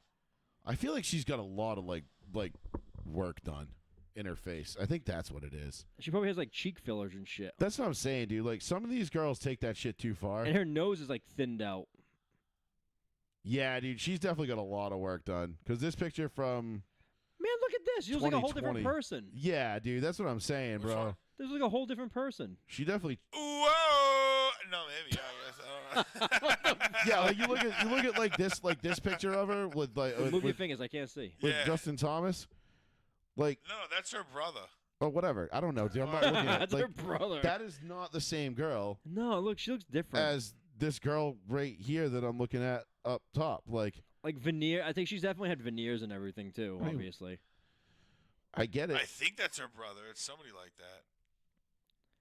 Yeah. I mean, it's Nah, it's not probably like her brother. don't get me wrong, dude. Like I'm not kicking her out of bed. Dude. You know what I mean? But I don't know. There's just something different about it. I can't put my finger on it. I don't know. Maybe I'm wrong. Maybe I'm just totally off. Maybe it's the fact that she's not blonde anymore. Maybe that's what's changing me up. And that's just maybe, some people just look totally What's different. 104 weeks ago? 2 years? Like, Yeah, 2 years. Like almost exactly. 2.5. what are we talking about? It's 2.5 years ago, man. That's a long time. That's 2 For years. women? exactly. You need 2 months for a woman to go through plastic surgery. You know, Not- 52 not- divided by 104 Not is for a 2, right? woman who's absolutely loaded, who does 100 whatever the 140. fuck they 100. Oh, I want think you said when they 104. want. No. This woman has 140. no stress in her life.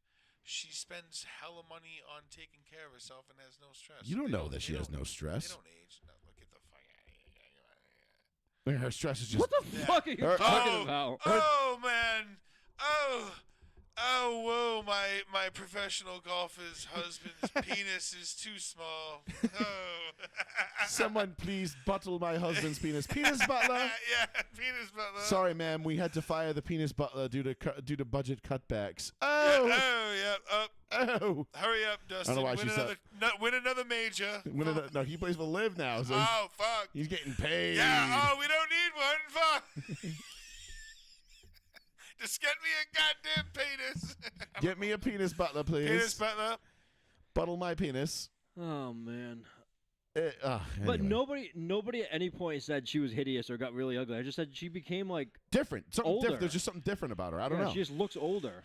Like I said, dude, she's still fucking 10. Like Sure. it's a different kind of 10. You know what I'm saying? Sure. It's like I like the old small face $10 bills. These new ones, man, not as big of a fan. They're still $10. I don't even. They still go the same. They still carry the same amount of weight, and I still love them both. Wow, But wait a I minute. prefer one over the other. We're gonna look at the exchange rate. No, I'm kidding. We're not getting. It's not You that want to deep. get technical? It's not that deep, Going to man. different countries It's now. not that deep. Like what's these Guam rates? Anyway, Joey Fats Radio, row 1, seat 1, 774-992-8702. Speaking of Paulina Gretzky, you guys want to make some Masters picks real quick? You guys All want right. you want to sprinkle some money? I didn't know where you were going with that. Speaking of Paulina Gretzky, he's like, you want to make some Masters picks? I was like, oh, okay. Well, because I Justin saw the Thomas, she's segue an now. ideal I had no golfer. idea where you were going with that either. I was, what the fuck are we talking about? Paul's What are we like, making Masters picks on? Paul's like, go to Instagram. I'm gonna go outright only. I'm gonna go outright winners. I'm gonna pick 2. What are you on? What do you want? I'm on FanDuel. FanDuel. Same thing I'm always on. FanDuel. Which, I can't hey, tell you. FanDuel, if you want to throw me a promo code to promote my show on, we're all for it. We love FanDuel. You want me to reach out? Yeah, you may as well. I can. See if we can get a promo code for row 1, seat 1. Get like a $10 free bet or something. Oh shit! They won't let me. Why won't they let me? 'Cause they're probably All right, broke. Mm. so I'm going Look, Masters doesn't show up. I'm going John Rahm. I'm throwing $10 on some winners. Oh yeah, it does right there. I'm gonna go John Rahm. Yeah. Just deposit the damn money. Jesus.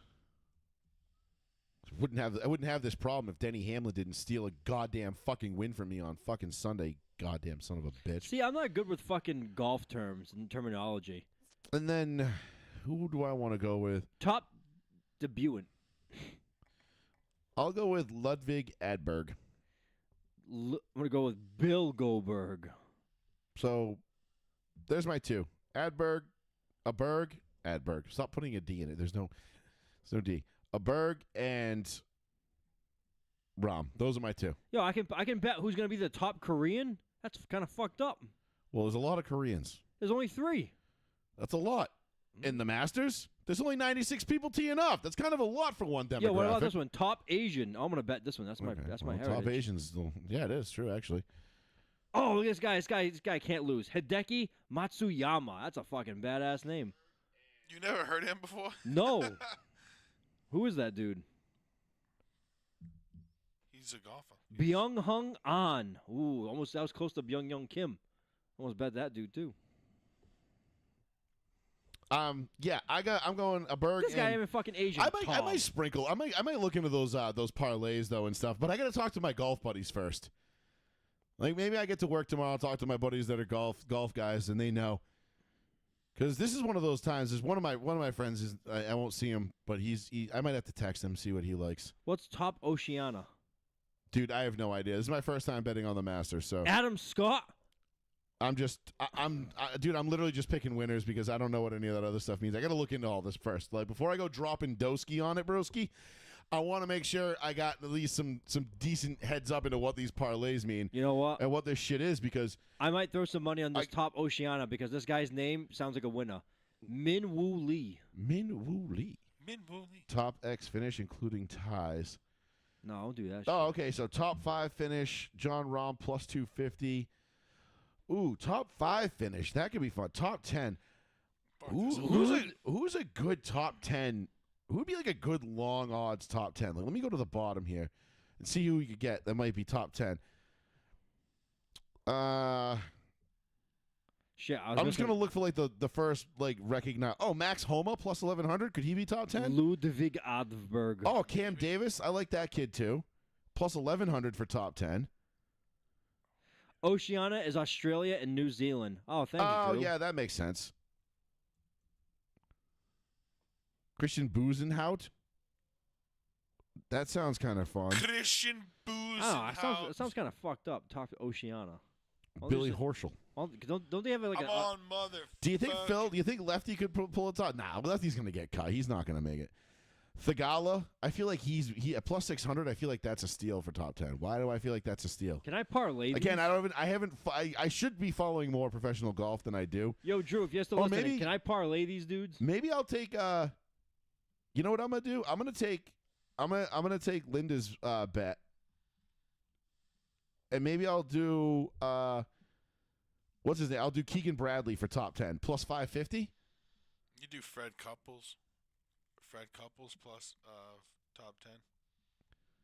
Daniel Berger. Nah, don't do that. I'm just kidding. Don't ever fucking. It's Lisa Berger's uncle. Tony Finau plus 410.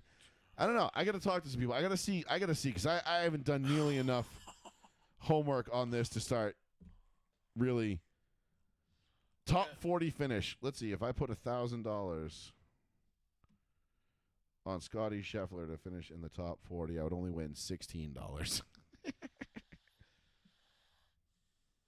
Yeah, I mean, you put him to outright win, you're winning $550. Hey, listen to this. I just made up a stupid parlay because I'm a dumbass. Anyway, top European Rory McIlroy. Okay, I'm putting this bet in right now. Oh, that's probably a good one. Yeah. Wait, I'm not done. It's not a one-leg parlay. I'm just saying, no, that's a good start. All right, thank you. I was like, I'm not done. All right. Fuck, I closed out of it. All right. Top European, Rory McIlroy. Top American, Scotty Scheffler. Top Oceania, Min Woo Lee. I just like the name. Top Asian, Hideki Matsuyama. Top Spanish, John Rahm. $10 nets you $1,300. You probably get that. I mean, I don't know. Do it. I mean, like I said, it's the Masters, dude. Anything can happen here. That's what I like about this tournament. Like, it's Scotty Scheffler is the odds-on favorite, but there's a decent chance he doesn't make it. Like we've seen the best of the best crack under pressure at this tournament. Yeah, this is the like Cinderella's. What was that not stat, but like that thing where they were like, if you took like it averaged like a 15 handicap golfer, and started them on the green, and all they had to do was putt, like they still wouldn't make par for the course, like just having to putt because the greens are so tough. Like there was like you told me it. So shit, really? yeah. So like I don't know. That's how hard this course is, Shit. and plus the magnitude of winning it Oh yeah, of course. is just incredible. Like, you know. Do you remember when like Colin Morikawa, I think it was, or Yeah, or Morikawa. It was. No. I think it was Morikawa and it was McIlroy, and they kept going like tit for tat, and fucking, McIlroy fucking chipped it out of the bunker and in. And everybody was like, "Oh, no fucking way!" And Morikawa did the same shit, Yes. and everybody was like, "No fucking way!" Dude, But it was just the most. It was the most. like It's just- insane. Yeah, it was like a sudden death playoff or something. I forget what it was. Was that the Masters? I think it was. I don't know. That was a different a tournament, but I know. No, I remember. think I remember it you. was. I A couple remember the. years ago. It was like 3 years ago. Or It could have been, but like you just like you watch like Sunday at the Masters is like, dude, that's appointment TV. Yeah, I don't want to work. That's appointment TV. Fuck. I will be firmly parked at the Fontaine Fats, I'll be working like a watching the bitch. Masters in Like Bristol. a bitch. You work, cause you a wage cuck, boy. Wage cock working like a bitch.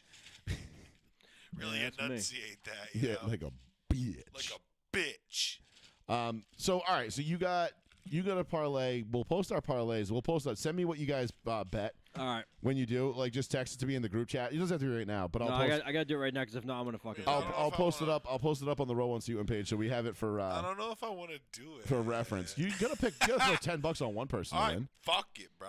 Just pick one person Dude, to I win just that you did like. $10. You know how much I've bet in the show in the last. I got the thing today. It says, "Do I have a problem? Do I need to seek Oh, help?" dude, I hate that shit every day. It's like, do you want to set up tooling to help you manage your account? I'm like, dude, I spend $40 a week. That's, I mean, I guess in the grand scheme of things, it's kind of a lot of money, but when you think about how much money I spend in vodka, that's nothing. Dude, I just got my fucking tax bill in. I'm gonna fucking blow my brains out. Like, I need Yeah, I need like 9 of these parlays. Tax season was not good to me this year, but it's okay. That's, it was the rest of the year was, so it's fine. Yo, it's the worst record I've made in money in the last like 8 years, and it's the most money I owe. Bullshit. So isn't that crazy how that works? Thanks, Obama. Anyway, I just sent it. so we'll go from that. Then we did the NBA, we did the Masters, we did the tournament. What do we NFL draft stuff? Do you want to talk a little bit, or you want to save it for next week? I mean, no, I would love to talk about draft stuff. This is like my bread and butter. I Well, love let's that shit. so let's do NASCAR bets, and we'll close out with with the what's it called? Juicy NFL draft. Juicy. Hey Tom, thanks for tuning in. If you don't like the show, there's a little red X up in the right hand corner. You can just go ahead and click on it. What did Joey say? Nothing. He's mad that we're not talking about the town of New Bedford on New Bedford Guide. I mean, what do you want to talk about for sports in New Bedford? There was some whaling here once. We now have a train. Do you We've think? come a long way. Do you think they used to like bet on like which whales they would see? I would have. Like Yeah. 30 shillings, we see Yeah. the old spermie. I got 30 shillings that we see Moby Dick today. It's like, Cap, you've been making that fucking bet for... It's like, Captain Ahab, you've been making that bet for 15 trips now. It's not going to... Oh, my God, there it is! Even though they all die, he's like, he goes to his watery grave. He's like, you owe me money. Like, does Captain Ahab die in that? Yo, I forget. I'm not sure if Mike is still listening. Mike, if you wanna call and talk WrestleMania, I'm your man. I don't give a shit what these two guys want to talk about. I'll take over the show. Paul's zoned out immediately, and Joey's looking at his brother like, "Yeah, we're gonna just end that." call Listen, right I now. wore my Austin 316 shirt today, so I'm it's just inviting. reading. It's inviting. No, a I certain... was just reading. I'm just doing a little scoping, checking things out, reading. So as of right now, I know last week I said I was going to do a full pre-qualifying card. I didn't. I pushed out and I waited. It did it did not benefit me because William Byron ended up qualifying on the pole.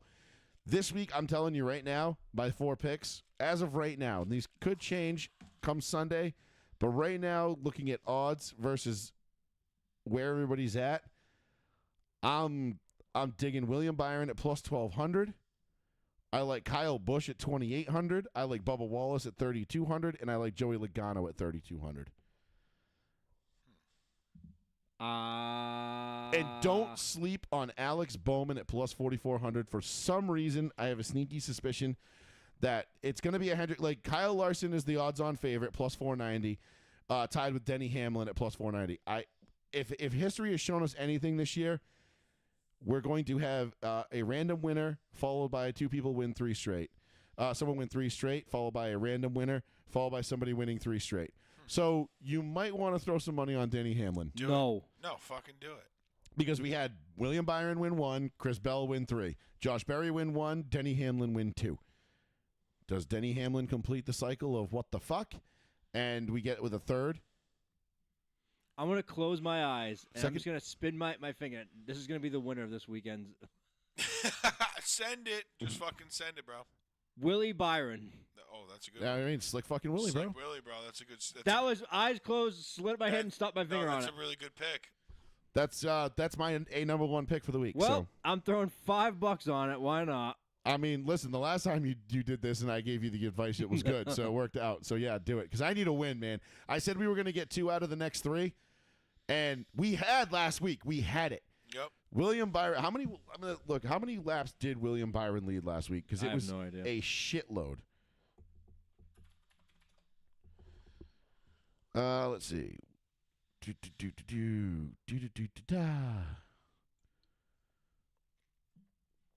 Let's see. Results. William Byron. Laps led 243. 243 laps of a 280 lap race. Well, I mean, got him absolutely nothing. the next closest was 42. Tyler Reddick led 42. Ryan Blaney led 2, and then Denny Hamlin led 10, including the last one, which is all that matters. That pissed me off big time because we had Slick Willie in the driver's seat to win this one. Odds-on favorite. That was my guy. Everybody wanted Kyle Larson. Everybody was saying Kyle Larson. I said, nope.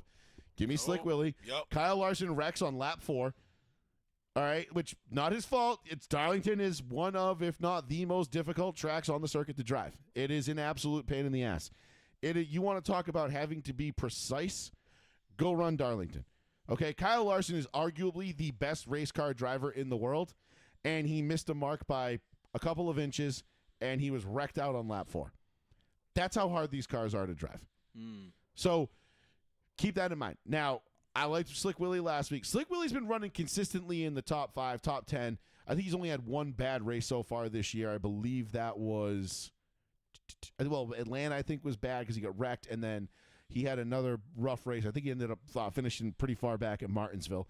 But we weren't really heavy on him at Martinsville. We were heavy on Blaney at Martinsville. Right. And that ended up not being the case anyhow. But neither here nor there. Denny ended up stealing this last one on Sunday, which, again, NASCAR giveth and NASCAR taketh away. Denny Hamlin was a 16th to 20th place car all day. He got in the fence. He banged up some equipment. His car wasn't great. But where they won this race was they got close enough to the end. Jesus Christ. Did you hear that? Yeah. Sean's a camel over here. Holy Christ. I Like, look good over. I'm Lord. like, You heard that? Yeah, we heard you. It was like right into the what mic. hell? It We was both stopped and looked. look. I'm like a full 3 inches back. That's nuts. That's how bassy that was. God damn. But where I Denny chugged too, that's why. Denny Hamlin won this race was he got close enough to the front at the end. Ryan Blaney was actually going to win this race. Ryan Blaney had passed Tyler Reddick with like 6 to go. Yeah. And Kyle Larson looped his car for the second time that day. Fucked his own ass. And no, not fucked his own ass. Kyle Larson was already fucked, but he fucked Ryan Blaney pretty bad. Because if that race stays Fucked Ryan green, Blaney's Blaney's ass. sailing away with this thing, and it's not even close. Which would have sucked because I didn't pick Blaney to win. That But blows. also, I can stomach a Ryan Blaney win much more than I can a Denny Hamlin win. That being said, caution comes out. They come to pit road. Nobody Denny likes Hamlin. Denny Hamlin, huh? Denny is one of those guys. Like if you watch when he He's won a at whiny Martinsville, bitch, right? if you watch his win at Martinsville Crybaby. after. Do you want me to explain it or no? Yeah, sorry. Every Or time do you want to stop. keep guessing? Crybaby. It's a jackal. It's a jackal. It's a jackal. It's a jackal. It wasn't a jackal the first 7 times you said it. Why would it be the 12th? Diane Weiss. It's Diane Weist. No, he gets out, like, he tries to portray himself, like, he tries to be a heel, but then he's like, but why doesn't anybody love me? So like he gets out of his car last week at Martinsville, he holds up the flag like it's like, Denny versus the world or something like that or whatever. And it's like, You ain't got no ops. bro, bitch. nobody, yeah, seriously, like nobody hates you that much. You got no ops. Like bro. we're mildly annoyed with you sometimes, but like that's it. Like no one's like, fuck Denny Hamlin, that guy sucks. Like some people are, but it's so like there's so little people. Most NASCAR fans respect Denny Hamlin for being a really good race car driver, who's just his only shortcoming in his career is he's never won a championship, and that could very well change this year. He's already put himself into the playoffs, so boom, there's all right, checkbox one. You got to make the playoff to win it. He won one, right? He's won 2 now, 2 in a row. Oh, you got to win one to get into You the got to win playoff. one to qualify to get into the playoffs, and then you've got to, and then from there there'll be seeding and everything else. And shit, right? But Denny ended up stealing this one because they get to pit road this last run of pit stops with the green-white checkered. Mm-hmm. Everybody's going to come to pit road. It's been green for like 60 laps. It's a very Days of Thunder-esque type fucking thing. It's like, you got to come down to pit road. Why? Cole, we've been under green for 60 laps. Everybody's going to come to pit road. And then, Ryan Blaney comes to pit road, and it's a very Cole Trickle-esque moment, although Blaney didn't blow up on the radio like Cole Trickle did in the movie, where he's like, I come into the pits, I'm in first. I come out of the pits, I'm in third. What the fuck? Blah, blah, blah, blah, blah. That's pretty much exactly what happened. Blaney had a slip up on his pit stop. It cost him a couple tenths of a second. Denny Hamlin happened to have the fastest pit stop, I believe, of the day. They get him out. He comes out in first. It's Darlington. Slick Willie couldn't clear the 45, couldn't get by Tyler Reddick coming out of turn 2.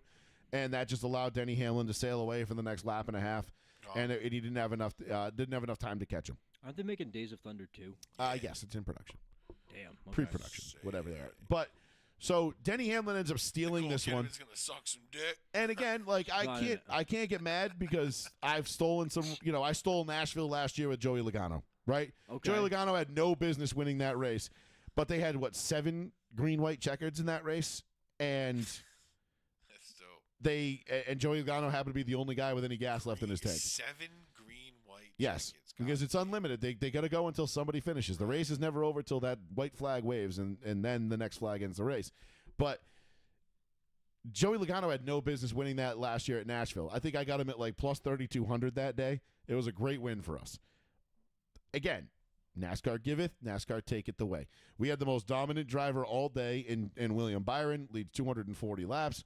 He doesn't win the race. Well, that's Willie Byron. shucks, that sucks. We're going to throw it back down on Willie Byron this week. Slick fucking Willie's definitely going to get us another dub. But also we'll sprinkle, and I like some guys with longer rods here, some veteran guys that I feel like that could have some decent cars. And Bristol, again, can be an absolute fucking nightmare.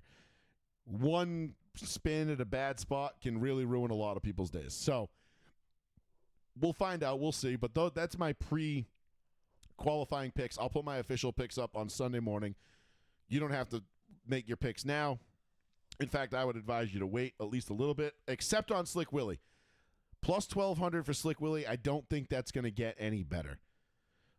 Depending on, I'll have to look at the qualifying order later. I'll look it up after the show. But even if it is, I just don't. Even if Slick Willie qualifies like 15th or 16th, which I don't think he's going to. I don't think his odds are going to increase too much at that point. I don't think you're going to see you're not going to see plus 2,000. You know what I mean? These top tier guys are pretty much locked in at between plus 450 or plus 450 and plus 1,000. That's where they, you know what I mean, tend to be. So we'll see. Chase Elliott's another guy that I think could be a dark horse, but I don't know. Chase Elliott, I just feel like his head's not in it. So we'll see. But that's my picks for Bristol. Darlington was a shit show. We had it won. Again, it's just one of those frustrating ones where you're like, fuck, dude. You're watching your guy go out, and William Byron was running away with it. Yeah. I mean, he was gapping the field. He had 2.5, 3 second leads at times. It wasn't even close. It was William Byron's race to lose. But late cautions, shit happens.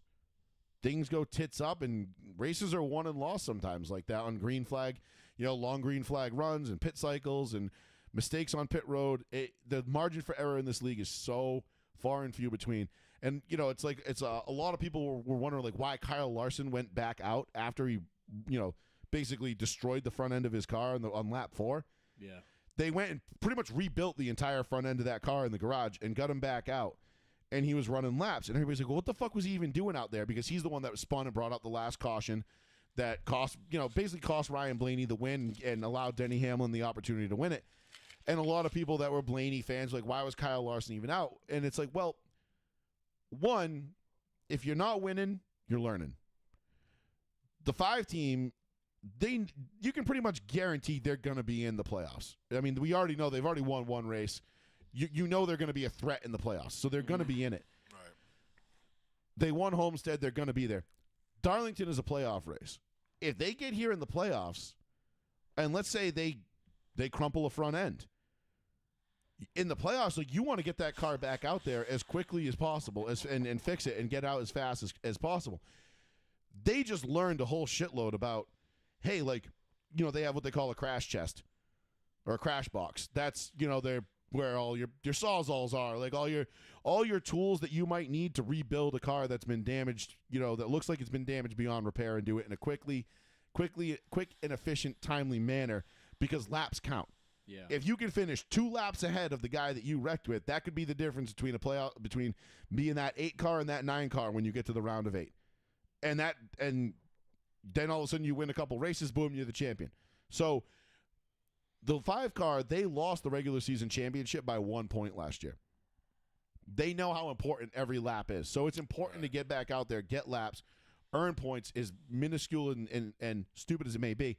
Also, they learn a lot on how to get that car back out. It's live fire training. Mm-hmm. Like, you can only practice for these things at the race. It's unfortunate what happened to him, but you got to take that out. You got to take that situation and turn it into an opportunity.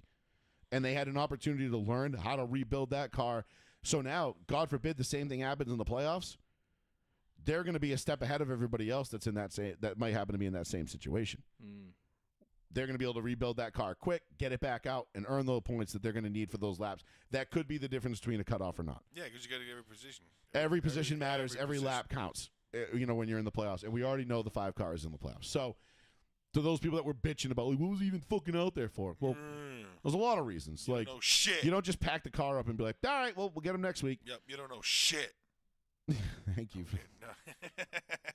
Thank you for enunciating that. But that was the whole reason. So, you want to wrap it up with some draft talk, Sean, and we can. We'll bounce it from there. The Celtics even win or they lose? They won. Oh, okay. Celtics won by 2 or 3 in overtime. 2 or 3? I thought you were watching it. I was, but I forget. Wow, great job. What? Dude, what happened to that guy? He said some derogatory terms, and I think Facebook auto banned that dude. I mean, probably. He was upset, I guess, that we were not talking about the city of New Bedford on New Bedford Guide. Oh, damn. OKC ran away with it, 136 to 120. What was Celtics game? 119, 117. Yeah, by 2. Oh yeah, because that kid Jade one at the end. They were up by like 5 or whatever, and then it was the Cavs. Damn. The Cavs won too, so the 1 seed belongs to the Cavs. Oh shit! Don't care. Okay, so Sean, NFL draft stuff. NFL draft. Where do you want to begin? I know we talked about Shador. He's been in the news. Shador had an excellent showing at Colorado. Do we think maybe, possibly, Shador Sanders is the second quarterback? I mean, we know he's going to be the second quarterback off the board because we're pretty sure Cam Ward's number 1. Cam Ward is definitely going to the Titans. But do we think Shador Sanders is going to be the better of the two? Because, or at least, do you think... I don't. Who do you think will be... Do you think either one or both are opening day starters? And if so, which one would you rather have? I think... That's a tough go. I don't think either are opening day starters. No. I don't think Cam Ward wins the opening day job. I still think they give it to Will Levis. Where are they going? Cam Ward's going to go to the Tennessee Titans. I don't know. I think Will Levis still starts. Well, we'll see. I would give that up to training camp. But they don't like to Ward rush. They don't like to rush rookies. Yeah, but still, you could potentially see him. Yeah, but like, dude, what the fuck? Well, we all know does Tennessee get to lose? They've already fucking got rid of their coach. They've gotten rid of one of their best receivers. They got Will Levis, who they already they fired the GM who got rid of that receiver, so this is a totally different regime at this point. Right, but they already know what they're getting with Will Levis. You might as well start whatever fucking quarterback you're going to get and baptize him by fire and see what you're getting with him. So that I tend to agree with that because if Cam Ward goes to the Titans, which we all think he's going to, I don't know. A very depleted team. But I again, right, and the Titans don't have anything to play for this year. So it's not like they're coming out and they're bench him until you build up.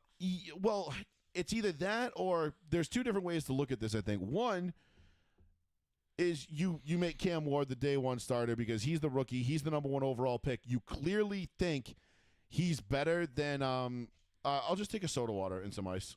Just a strawberry one or watermelon, whatever that grapefruit. I don't know what flavor it is. The strudselberries. If you take Cam Ward number 1, you clearly think he's better than Will Levis because otherwise you wouldn't be taking him. You'd be taking Travis Hunter. I think the overall consensus is that the new regime, the new coach, the new GM do not want to hitch their wagon to Will Levis because he's not their guy, and Which B, we see that all the time. B, they would rather burn that bridge and just get rid of it altogether. Do they get rid of Will Levis prior to training camp then? I'm going to say no.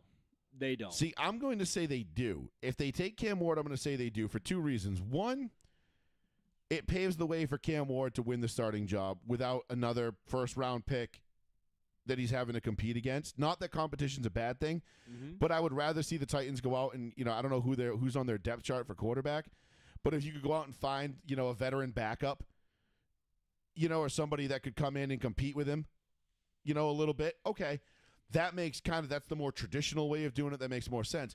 The other flip side of that is I don't know if you're going to have Cam Ward come in and compete with Will Levis.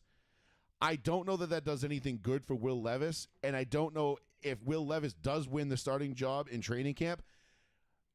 It's not going to behoove him to have to be looking over his shoulder all year, waiting for when Cam Ward might get good enough and they might pull the plug on him. I think Will understands at this point that he's already in the doghouse. And he's in a lose-lose situation right now. Yeah, if I was him, I would tell the Titans yo, you draft Cam Ward, I want you to trade me.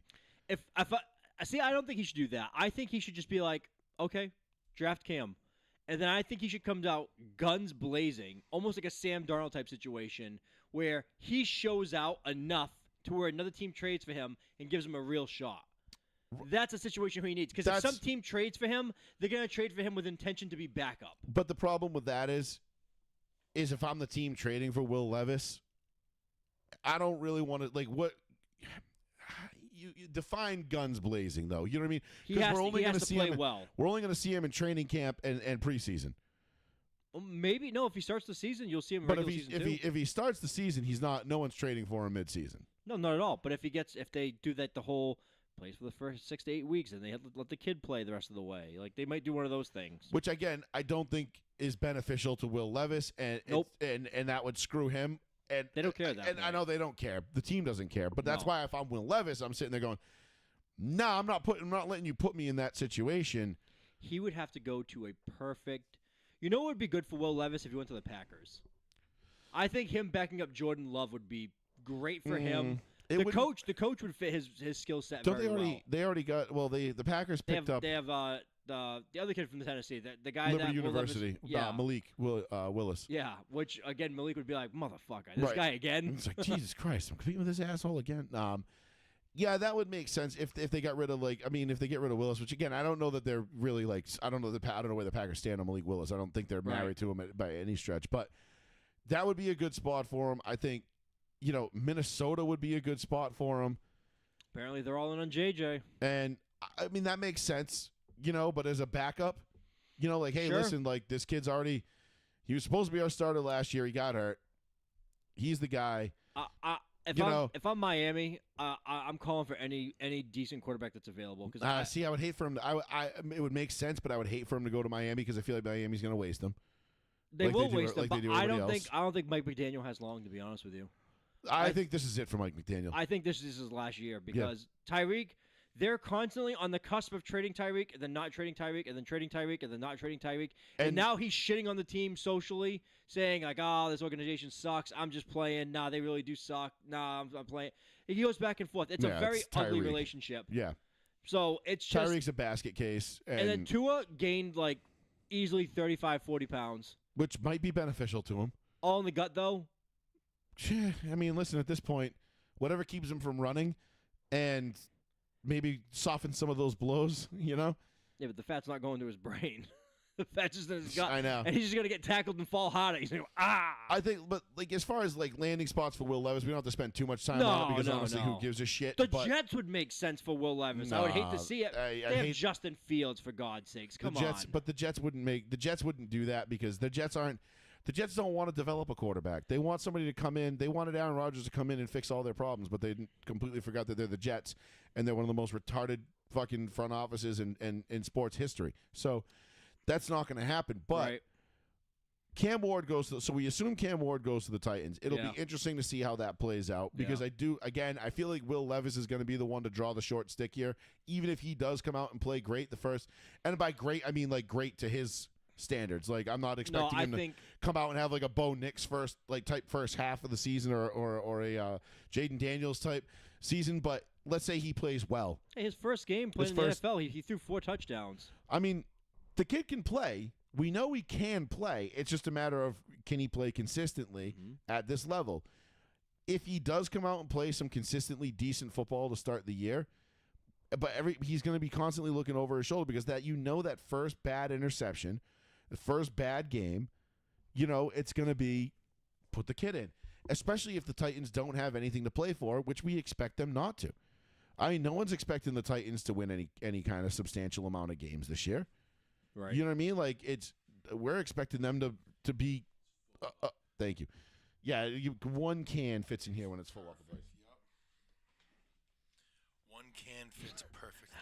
I just like seeing you come from behind the curtain flag. You just slow motion, look like Dracula. So he's that guy of come to Nosferatu. deliver your drinks. I just. I can't see it working out well. Like, but the only thing is, like I said, the Titans don't. We're not expecting anything out of the Titans. No, of Yeah, course we They're never a not. do. depleted We team. never do. I honestly feel like the Titans are going to be drafting in the top 3 again next year, regardless of who they play at quarterback this And year. again, I think And this that is could be kind of what they need because you might need Cam Ward sure. to be your guy. Hey, go out there and be a crash test dummy for the first year. Don't get hurt. Protect him or whatever. Or you let Levis go out and take all the bullets. Fit Ward in where you can. Get him some real game experience. See what you got in him. Okay. And then see where you're at next year and see who's coming out. Maybe there's somebody you really like But then again, on like, the defensive side of the are they ball, going to be or- in this perpetual hell now? Like, I think they've put themselves in a situation ever since they've jettisoned Vrabel and John Robinson. I think when they got rid of both of them and just said, oh, fuck the both of you, like, Robinson got rid of A.J. Brown, get rid of him. Like, they didn't want to hear the rest of it. I thought that was a bad move, but allow the guy a chance to fix it, or whatever his plan is. But And you then- know this is the NFL. They don't give I chances know, to fix and then at things. the end of that season, the Patriots award Vrabel the NFL Hall of Fame, and Vrabel comes here and he makes his statement and says, like I love it here. And then he gets fired mysteriously at the end of that season. That team has not been decent since those 2 moves. No, and Management, man. Bad and I don't even know that they look. They had a decent roster and a decent head coach. They've always lacked a quarterback. They haven't had a quarterback under Vrabel. Sure, no. They They did haven't well had with one since Tannehill. fucking, like, Steve Tannehill played McNair. well for them. They haven't had a right, good but- quarterback since Steve McNair. Seriously, but like you're right. Tannehill didn't play bad for him, but they never gave Vrabel. I don't think they were, for whatever reason. I don't think they ever fully bought into Vrabel as the head coach, which They I think didn't. was a mistake. Yeah. And I think they're going to see, and again, this is why bad teams stay bad because they make decisions like this. Listen, I think you're going to see the Patriots. I can't wait to see the over-unders that come out It's 7.5 officially now, according to Vegas. for the Patriots. Yeah. Bah. I threw 150 on the Patriots. I would say give immediately. me the over on that. I might throw 100 on the over for that.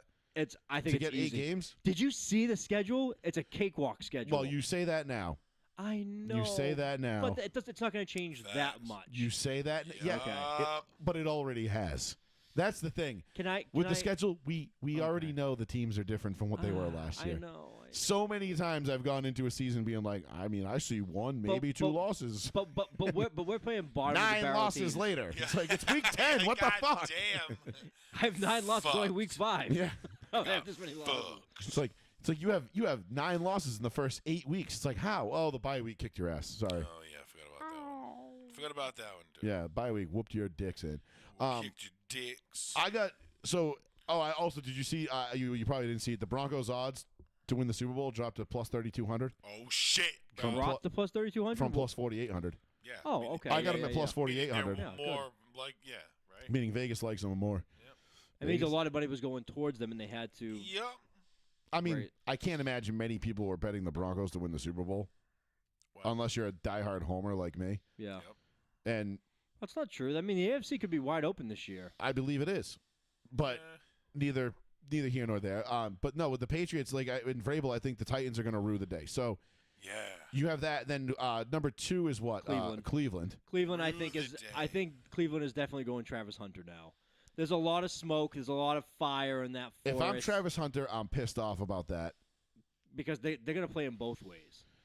They're not going to I play him don't- as just one. They're going to play And him I don't both. think he has a problem with that. What I think he's going to have a problem, like my problem with that is I that have a he's problem with that. he's not going to win anything. Like Correct. I want to see Travis Hunter in primetime. And you know what I don't want to see in primetime?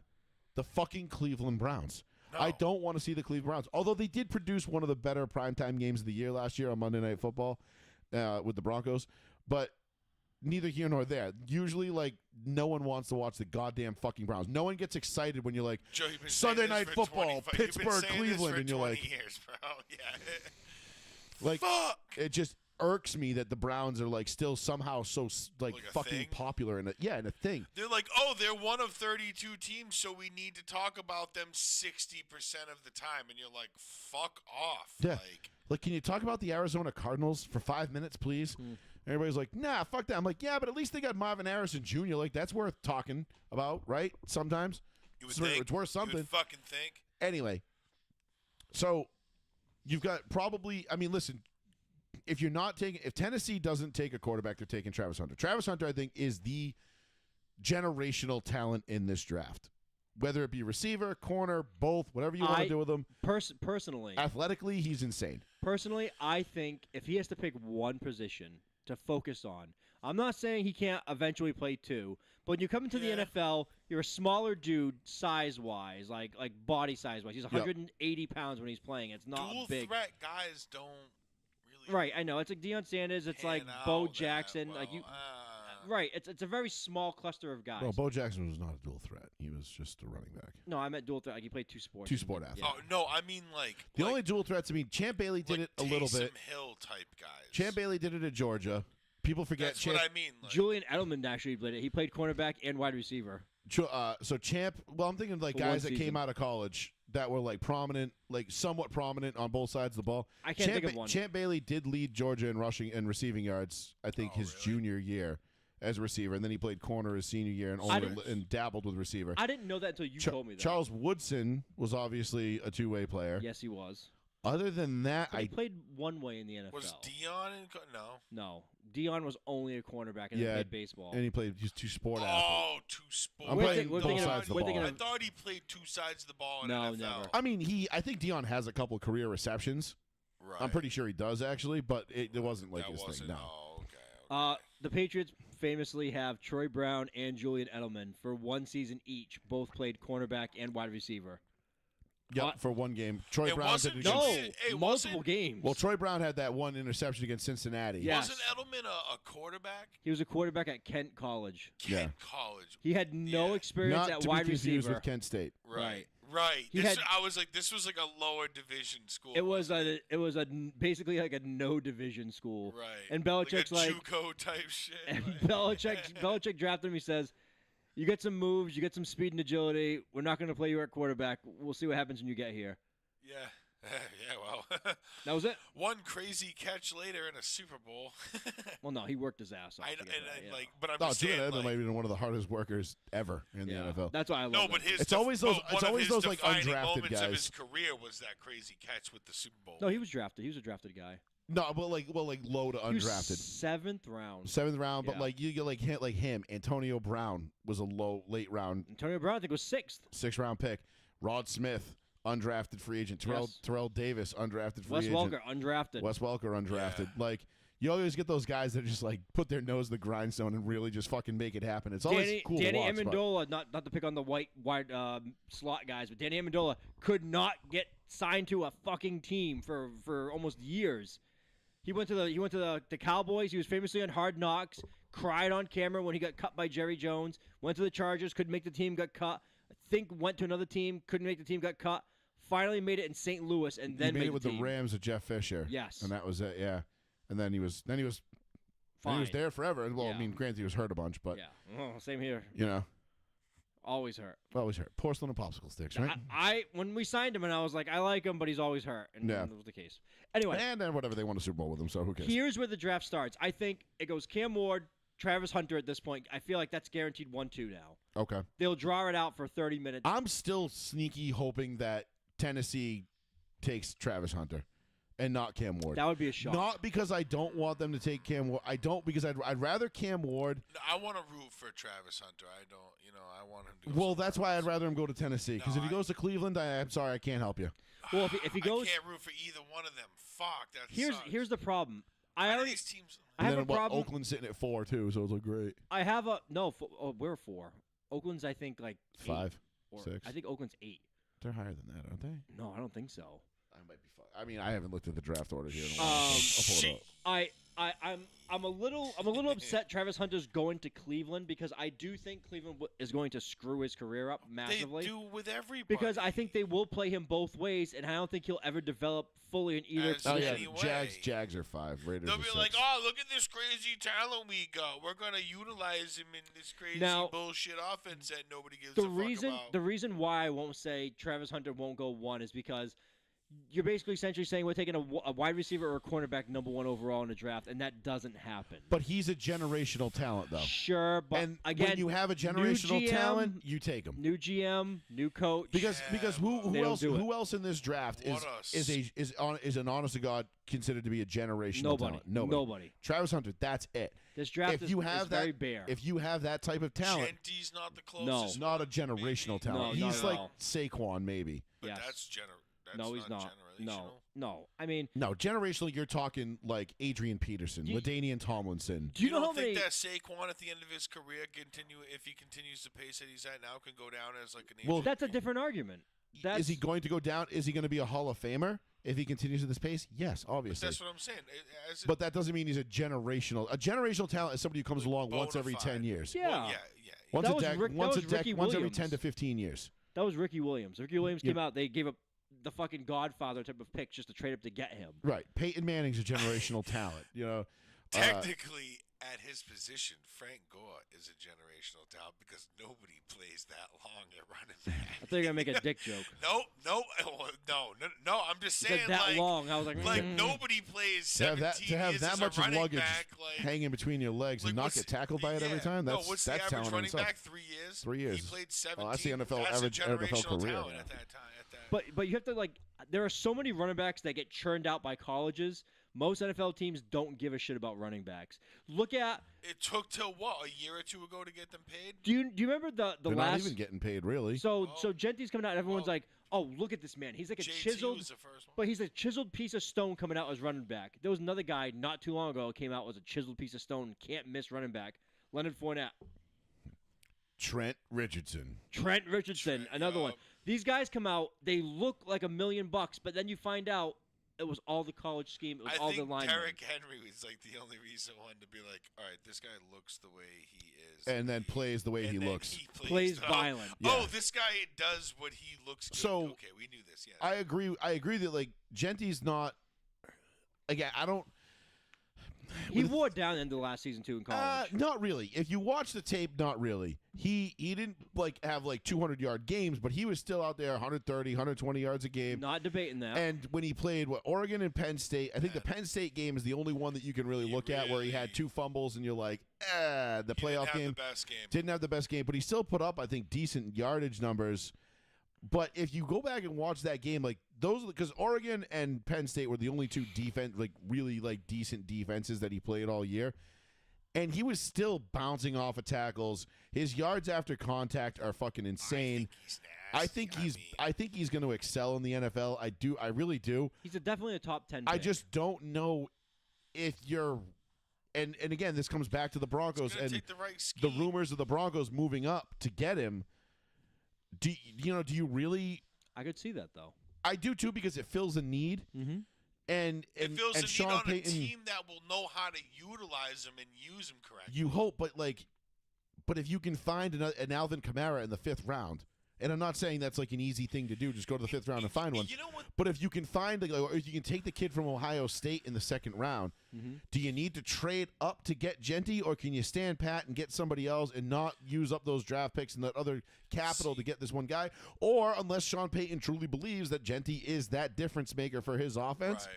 and he wants to roll with it, don't put it past Sean Payton to jump up 5, 6, 7, 8, 9, 10 for picks. Genty's sake that the Broncos jump up and take him, because at least, like I said, like I don't think with they all will, things but aside, like I believe that Sean Payton will know how to use him. He'll go to a team that he can like believe in, that he's gonna win and make it somewhere. Because I'm telling you what, man, when you go to teams like Cleveland and what was the other fucking one that we were talking about, that other shit bum team? Titans? Yeah, or the Titans or something like or that. the Raiders, Or the Raiders. It's like or the Bears. you gotta play like just good enough to stay on the team to hopefully get noticed, to get picked up by somebody the fuck else. You know what I'm saying? Because you don't want to play too well, because then you're gonna get tagged and they're gonna be like, ha ha ha, you're staying, Nah, bitch. but And you're that's like, fuck. Well, it's still ultimately the player's decision to stay, and whatever. yeah. But like the team They does gotta have. dangle crazy money in front of you, like Sure. like $250 fucking million. Well, I'd stay. Well, I mean, if that's what you want, if you want $200 million or you want to Look win, at I mean, both of these buildings. yeah, like that's Cleveland, but yeah, Close enough. Cleveland, dumb Chicago. Like that. Chicago's actually a decent city. They have a nice No, skyline. Chicago's beautiful. Just they have a shitty football team and a guess. shittily run football team, but.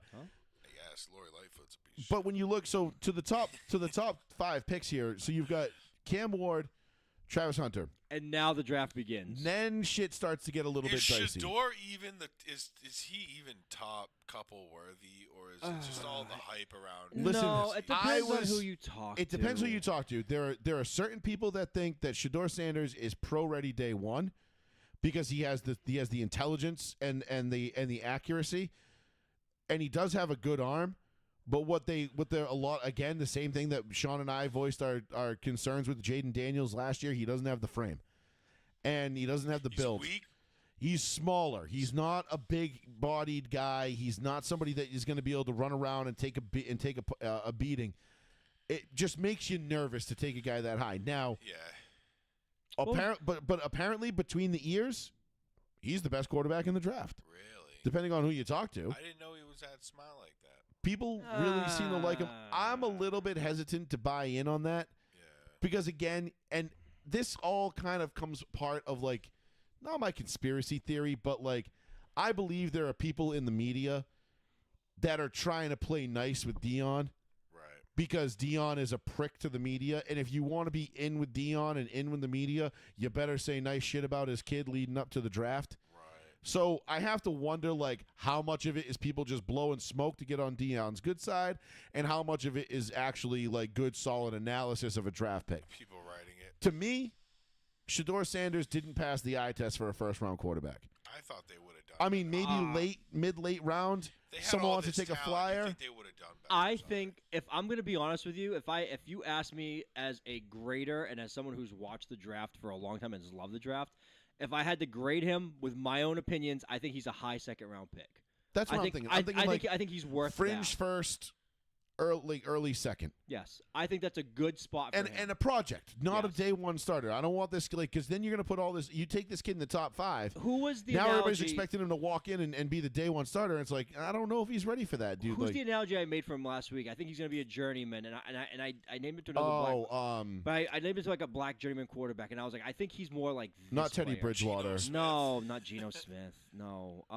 He's played for like 5 different teams at this point. I know. I remember. Is he I playing remember you right saying now? it. Yeah, he's still active.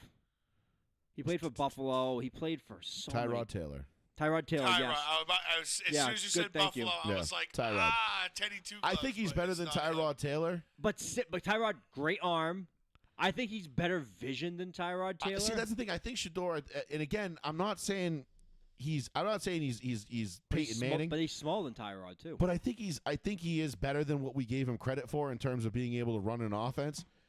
And I mean, not for nothing, but growing up with that pedigree around that, in that household, Sure. you're gonna learn a lot of football. Football is gonna be consumed in a lot of different ways, and you're gonna see a lot of things. And I think he proved that he's capable, over this season. I'm just hesitant to be like, hey, top 5. Now, if he somehow slips past, I want to say, who is it? The quarterback hungry teams here at the top. The Giants. Giants are the first team that might take him. The Giants, the Raiders, the Jets all need a quarterback. The Raiders would take him if he's still there. I think that would be worst case scenario. And I think that's where actually the Jets would be worst case scenario. Raiders would be second worst. He case. wants to go to the Raiders. Giants would the be rumor. third worst case. The owner Mara wants Shador. And the GM, I don't think really cares. And then we have Brian Daboll, who does not want Shador. And we've seen this happen before, right? Where the owner wants a certain quarterback, the coach wants a quarterback, and the GM wants a different quarterback. Like, they're not on the same page. That's how you end up with a disaster. Robert Griffin III and Kirk Cousins both in Washington. Yes. That's how you end up with, Vince Young instead of Matt Leinart or Jay Cutler. Or instead of Jay Cutler, I should say. Because Matt Leinart was not great. If you remember, the Titans coaching staff wanted Jay Cutler, and the ownership said, no, we're taking Vince Young. And that worked out for about 3 weeks. And Motel then, 6. Yeah, not so great. But we've seen that story before. We know how that ends. Mm-hmm.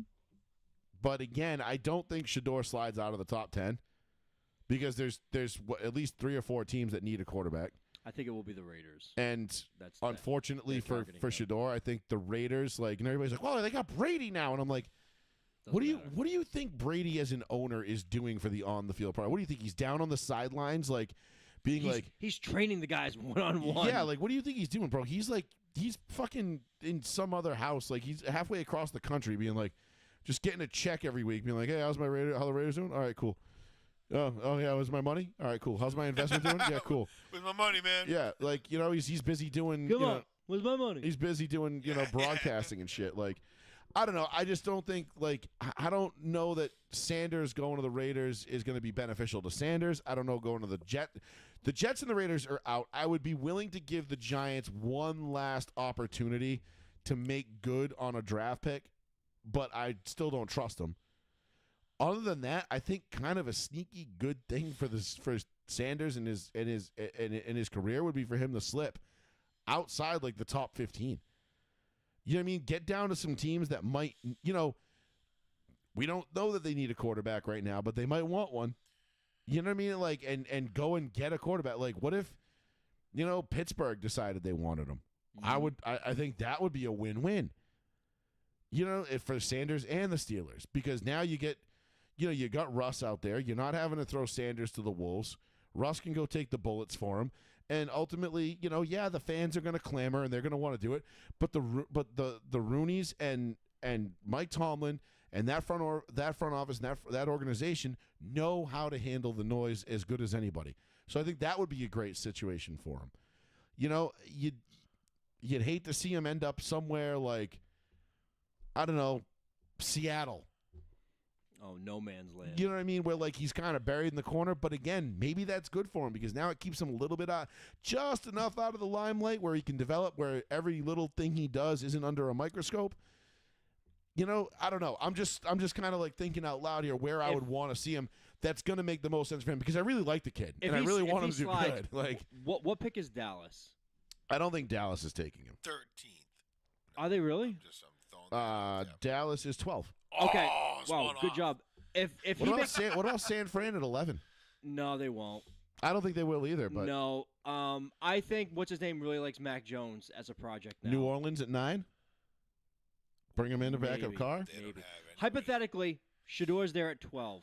I think the Cowboys 100% take him. Well, how though? They just inked Dak to that big time deal, and Dak is the least of their problems. Jerry Jones. I know, but they don't. But they don't have a coach that can win with a veteran quarterback that's throwing for 4,000 yards and from the Patriots.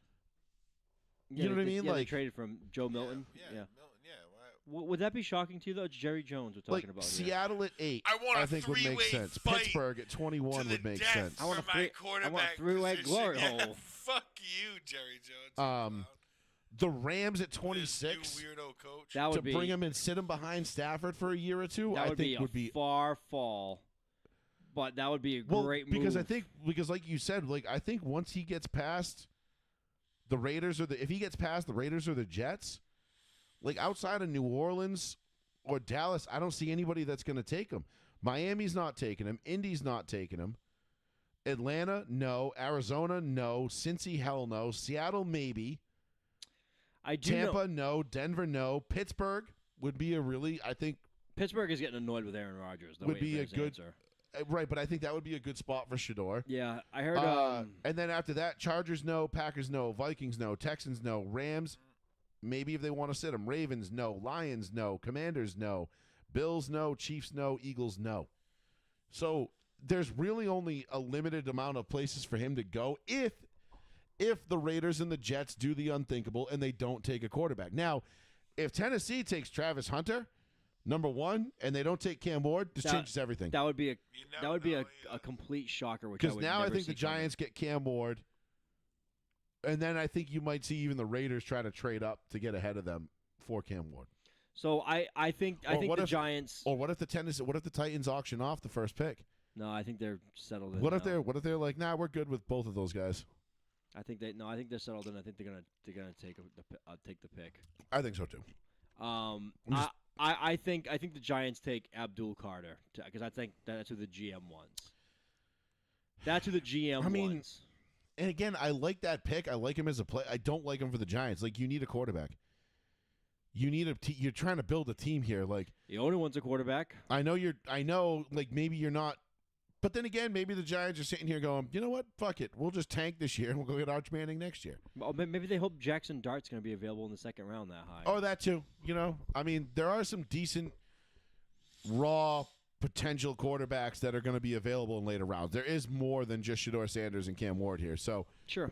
you know, there is that. And again, we're not looking at that right now because it's almost damn near impossible to predict or project where those guys are going to go. What these guys are thinking. You know, who these teams are going to take a flyer on at one point or not, like whatever. Now, if that happens, that's like worst case scenario as a Patriots fan to have the two guys that you want most, and Abdul Carter and Travis Hunter, gone because you're not taking quarterback. Mm-hmm. You're assuming at that point, I don't want Will Campbell. I think Will Campbell's too small to be a tackle, and it's too high to pick a guard because I think he's a better guard than he's a tackle. Yep. The name I keep hearing around Foxborough, whether it's talking about him or invites or how many scouts have talked to him, is Jalon Walker from Georgia. Mm-hmm. And he was not on anybody's list. He was like a lower first-round prospect, and now he's shot all the way up draft boards. The only thing that worries me about Jalon Walker is that he has the Vernon Golston effect to me. He looks like a fucking gladiator, and he's so strong, and in college he's used all of his power to get his leverage and get to the quarterback. So he looks like a monster on tape, but then I worry about that translating to the NFL. Right. And so do you draft a monster that looks like a Javon Kearse, that looks like a Vernon Golston, but his one move is just power by the guy, but if the power by the guy doesn't work, then he's screwed. You know what I mean? Mm-hmm. So that's the one thing. But I don't know. I hope if that's the case, I hope we trade back, to be honest with you, and gather picks. I don't want it to be just like reach for a guy, especially at a number 4 overall pick. That's just my opinion. I don't blame you. And again, I think, you know, and Paul, where do you think, like, what are the Colts looking at draft-wise? Like, what do you mean, you riding with AR? Are you... There's no way. No, I don't think so.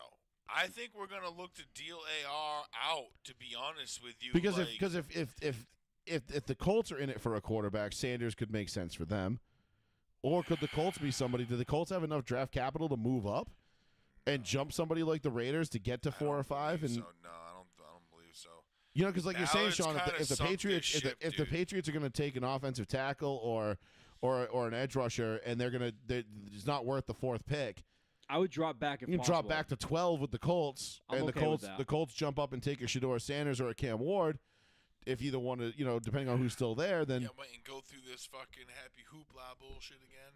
I mean, you need a quarterback, and unfortunately, in this league, you can't start winning until you get one. And AR's not the guy. It is not seeming that he is going to be the guy Too now. fragile, unfortunately. Yeah. We were all hoping he was big, robust, beast. And apparently mentally fragile, too. Yeah, and he could handle it, and he Which is just unfortunate. Can't. Yep. Very unfortunate. Yep. No, but I was hoping he was going to be it. I liked him. I really did like him. I wanted him to be like a fucking Michael Vick 2.0, bro. Like, you know what I mean? Come in and run around and even be able to laser beam, throw shit, and make things happen.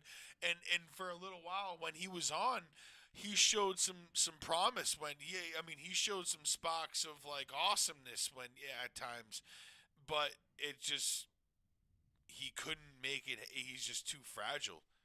He just can't stay put together.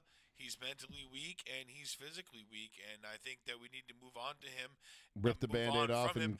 get, Yeah, out, I get, think get we away need from it to quick. trade him ASAP for something to somebody, a pick, a draft pick, something ASAP before people realize that like he's just gonna like dwindle into. Well, he's I just mean, gonna, They already realized. I think that. they either already realized that, and if they don't, they're going to be the first question they're going to ask is, "Wait, why are you trading him?" because we got Yeah, because he's really good, and we thought we could build around him, but he's just we don't like his fucking politics. Sell his ass, yeah. Who fucking knows? We don't dude? like his politics. He's Sell he's gonna command so much money in 3 years that we don't even want to deal with the headache. We think he could win 2 out of the next 3 Right. Super Bowls, but like Some we don't want to have to pay him, bullshit, so yep. we're gonna get it out. Yeah, Some bullshit. No, that's not how selling. that works, Yeah, but no, yeah. do it. but no, I'm curious to see how this is gonna work out. We got 2 weeks, now a week from 2 weeks from Thursday is the What draft. day is it? Thursday, right? It is the Yes. 24th, Does start on a Thursday. Thursday night, the 24th. So Might have to find a spot for that day. Just to watch. I kind of want to watch it. I do too. It's gonna be a long night. If it's And that's the week. That's the that's Dega week on iRacing. So Thursday, I'm Thursday gonna the 24th.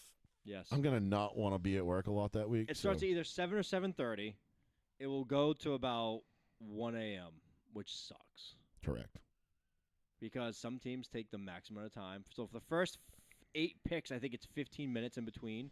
Then it goes to 10 minutes. And of course, even if the pick is in, they're still They going to use wait. it at the time because they're They going to get their wait. commercials in and their ads. of course. And the special needs kid is going to come out and do not their in little the first speech. round. First round's all Roger Goodell. Well, I mean, but there's always these presenters like, oh, and this we want to thank this people and that people and thank you for coming out and supporting this cause and da da da da. And it's like, dude, okay, we get it. Like everyone's racist, everyone's a bigot, and we should all feel really bad because there's starving children in Africa. Can we just get to the fucking pick, please?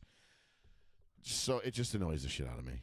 Because everybody's gonna get their fucking cause in and everything else, and I get it. Like, Shut the fuck up. It's like why is this who was this kid making a pick? I love it when they bring in like an old time football player, a retired player, or like an old army vet, and they give them like a current day player name. Mubaku Mubabu. yeah, and they're just like, like. And the guy was like, and the announces, I think he means Michael Onwenu. And Yeah. it's just like he just And makes you're up like, his own shit. It's like, wow, that wasn't even fucking wow, you close. fucked that up. That yo. happens every year. They It's mess like- up a name it's like- it's bad. like, that is the worst throw I've ever seen. Ever. Love Well, that. JSN, they must have practiced that name, Jackson Smith Najibba, Mm. because you read that name out loud and it comes off very not Najibba. That's my Najibba, bro. That's why I take him in fantasy every year. So So I got to root. I love rooting for my homie, Homie the Jibba. the homie Najibba. the other Sanders child, because everyone forgets there's 2 Sanders kids in this draft. Yep. Undraftable. He may be one. Oh, of the, he yeah, may yeah. Shiloh. Yeah, you Shiloh. saw Shiloh, yeah. He may be one of the worst safeties to ever declare for the NFL. He runs a 4.8, 4.9 40. Horrific. He has horrible footwork. He has a terrible 3-cone. He just looks like shit in transition. He doesn't tackle well. If he gets drafted, it'll be on name alone. He's an undraftable He's player. gonna get drafted. No way. I think somebody will bring him in on an undrafted rookie, like undrafted Sure, deal. Just undrafted throw for him in camp, Sanders? see what Dion will happens. be like, just give him a contract. Somebody will do it to throw Dion a bone. Like, yeah, we'll Absolutely. bring your kid in the camp, let him compete, but we can't draft him. Cowboys. Yep. Cowboys, Niners, Falcons. Falcons. But Something. there is no way Ravens. that kid should get drafted. That's like a Michael Sam Redskins. thing. It's bad. Well, Yeah, Michael Sam got drafted for a bunch of different reasons, but Michael Sam. neither here nor there. But all right, is that good? Fondled boys' buttholes. What? Well, I mean, we covered. No, That was not him. He was gay. He wasn't Catholic. Jesus. He's. Paul just really wanted to say that. But yeah, by the way, he's still gay and married to the same man. Yeah. I had my Theo Vaughn moment there. I just kind of said what came to mind. That's I all guess, right. you know? It was funny. I enjoyed it. Didn't someone say the first openly gay player in the NFL was Robert Smith, the Vikings running back? Robert Smith of the Cure. No, the running back of the Vikings. I know. You know, that's as long of a running joke on this show as Deshaun Watson. It is Deshaun Foster. Was it really? Yeah, Robert Smith of the Cure. I know, 98 Vikings. Shit. I'm not remembering that. Oh yeah, I say that all the time. Blanking out. Yeah, All right. they had Robert Smith of the Cure, bro, running the ball. Everyone's like, "What?" I'm like, "Yeah, just trust me." Trust me when I say it, bitch. because the South Park Mecha Streisand episode came out right around when the 98 Vikings were good. Jesus Christ, I can't believe South Park's been on for 30 years almost. New season July 9th. Can't believe it. Did you see the trailer? What, with Kanye? Yeah, Was it Kanye I or know, Diddy? Diddy. It was Diddy. Yeah, Diddy in I the did see Diddy in the with the jetpack and the little gun full of lube. that. Yeah, just squirting everybody. Super He's soaker flying. full of lube. I cannot wait for that. Was it a jetpack or was it a lubricant? It was lube shooting out it was a hydro pump. No, it was it looked like they were in space. Actually, I don't know. Oh, all right. Maybe that's where Diddy runs to because it's the only place he can get away. No, isn't he incarcerated at a minimum security prison? Did you watch The Fall of Diddy on Netflix? yet? No. I haven't watched anything. Oh, gotta watch that. It's pretty good. Pretty telling. But all right, let's leave it there, boys. Let's see. Next Tuesday. Today's what? The 7th, 14th. So we'll have a show next Tuesday, and the Tuesday after. And then why do I feel like we're missing it? We're gonna miss a show coming up, but whatever. It doesn't I gotta matter. miss a couple coming up because I have my place of unemployment is sending me away for a week. Ooh. Ooh, sandals? I couldn't even keep a straight face when you said that. The way you said, "Ooh, sandals." Yeah. It was meant to be. No. It was meant to be a little on the. No, I'm gonna be at a dorm. Well, whatever. We'll figure that out. No big deal. But we'll be here next Tuesday night, Shit. 8:45 p.m. Live on the one and only The New Bedford Guide. So, for Mr. Betancourt, Plizzy, I am Joey Fats. This has been Row 1, Seat 1. Sir. Make sure to give our page a like and a follow. And, oh, by the way, if you're still watching and listening, I fucking forgot to do this at the beginning of the show. God damn it. The Eric Fernandez Memorial Poker Tournament this Saturday afternoon at the Panthers Club. Damn it, man. Registration starts at noon, I believe. It's noon. And It starts at noon. your registration. Oh yes, and then the games actually start at 1. And then poker Yes, they starts do. at 1 o'clock. You're So right. The games. $60 buy-in, I believe it is. It's open to anybody who likes to play poker. Please feel free to come down and show your support for the scholarship fund. It is an absolutely great time. I'll be there throwing darts, playing shuffleboard. I'll be playing poker for a very short time because that's usually the way it goes for me because I get bored. But nonetheless, come down, hang out. It's a good time. It's a good cause. Panthers Club, 1 o'clock. Saturday afternoon, be there. Be square. I was not Don't trying say to. that. It's remember that Family Guy thing about where, Joe's like, me thinks. This is like, Joe, don't say me thinks. And he says it again, and Peter just pounds the table. He's like, Joe. Anyway, all right. For Mr. Sorry. Betancourt and Blizzy, I'm Joey Fats. This is Row 1, Seat 1. Be sure to give our page a like and a follow. Get my NASCAR bets on Sunday morning. And hopefully we'll have some better luck at Bristol this week. Until next Tuesday night, peace out, y'all. Thank you for joining us. Peace. Later, guys.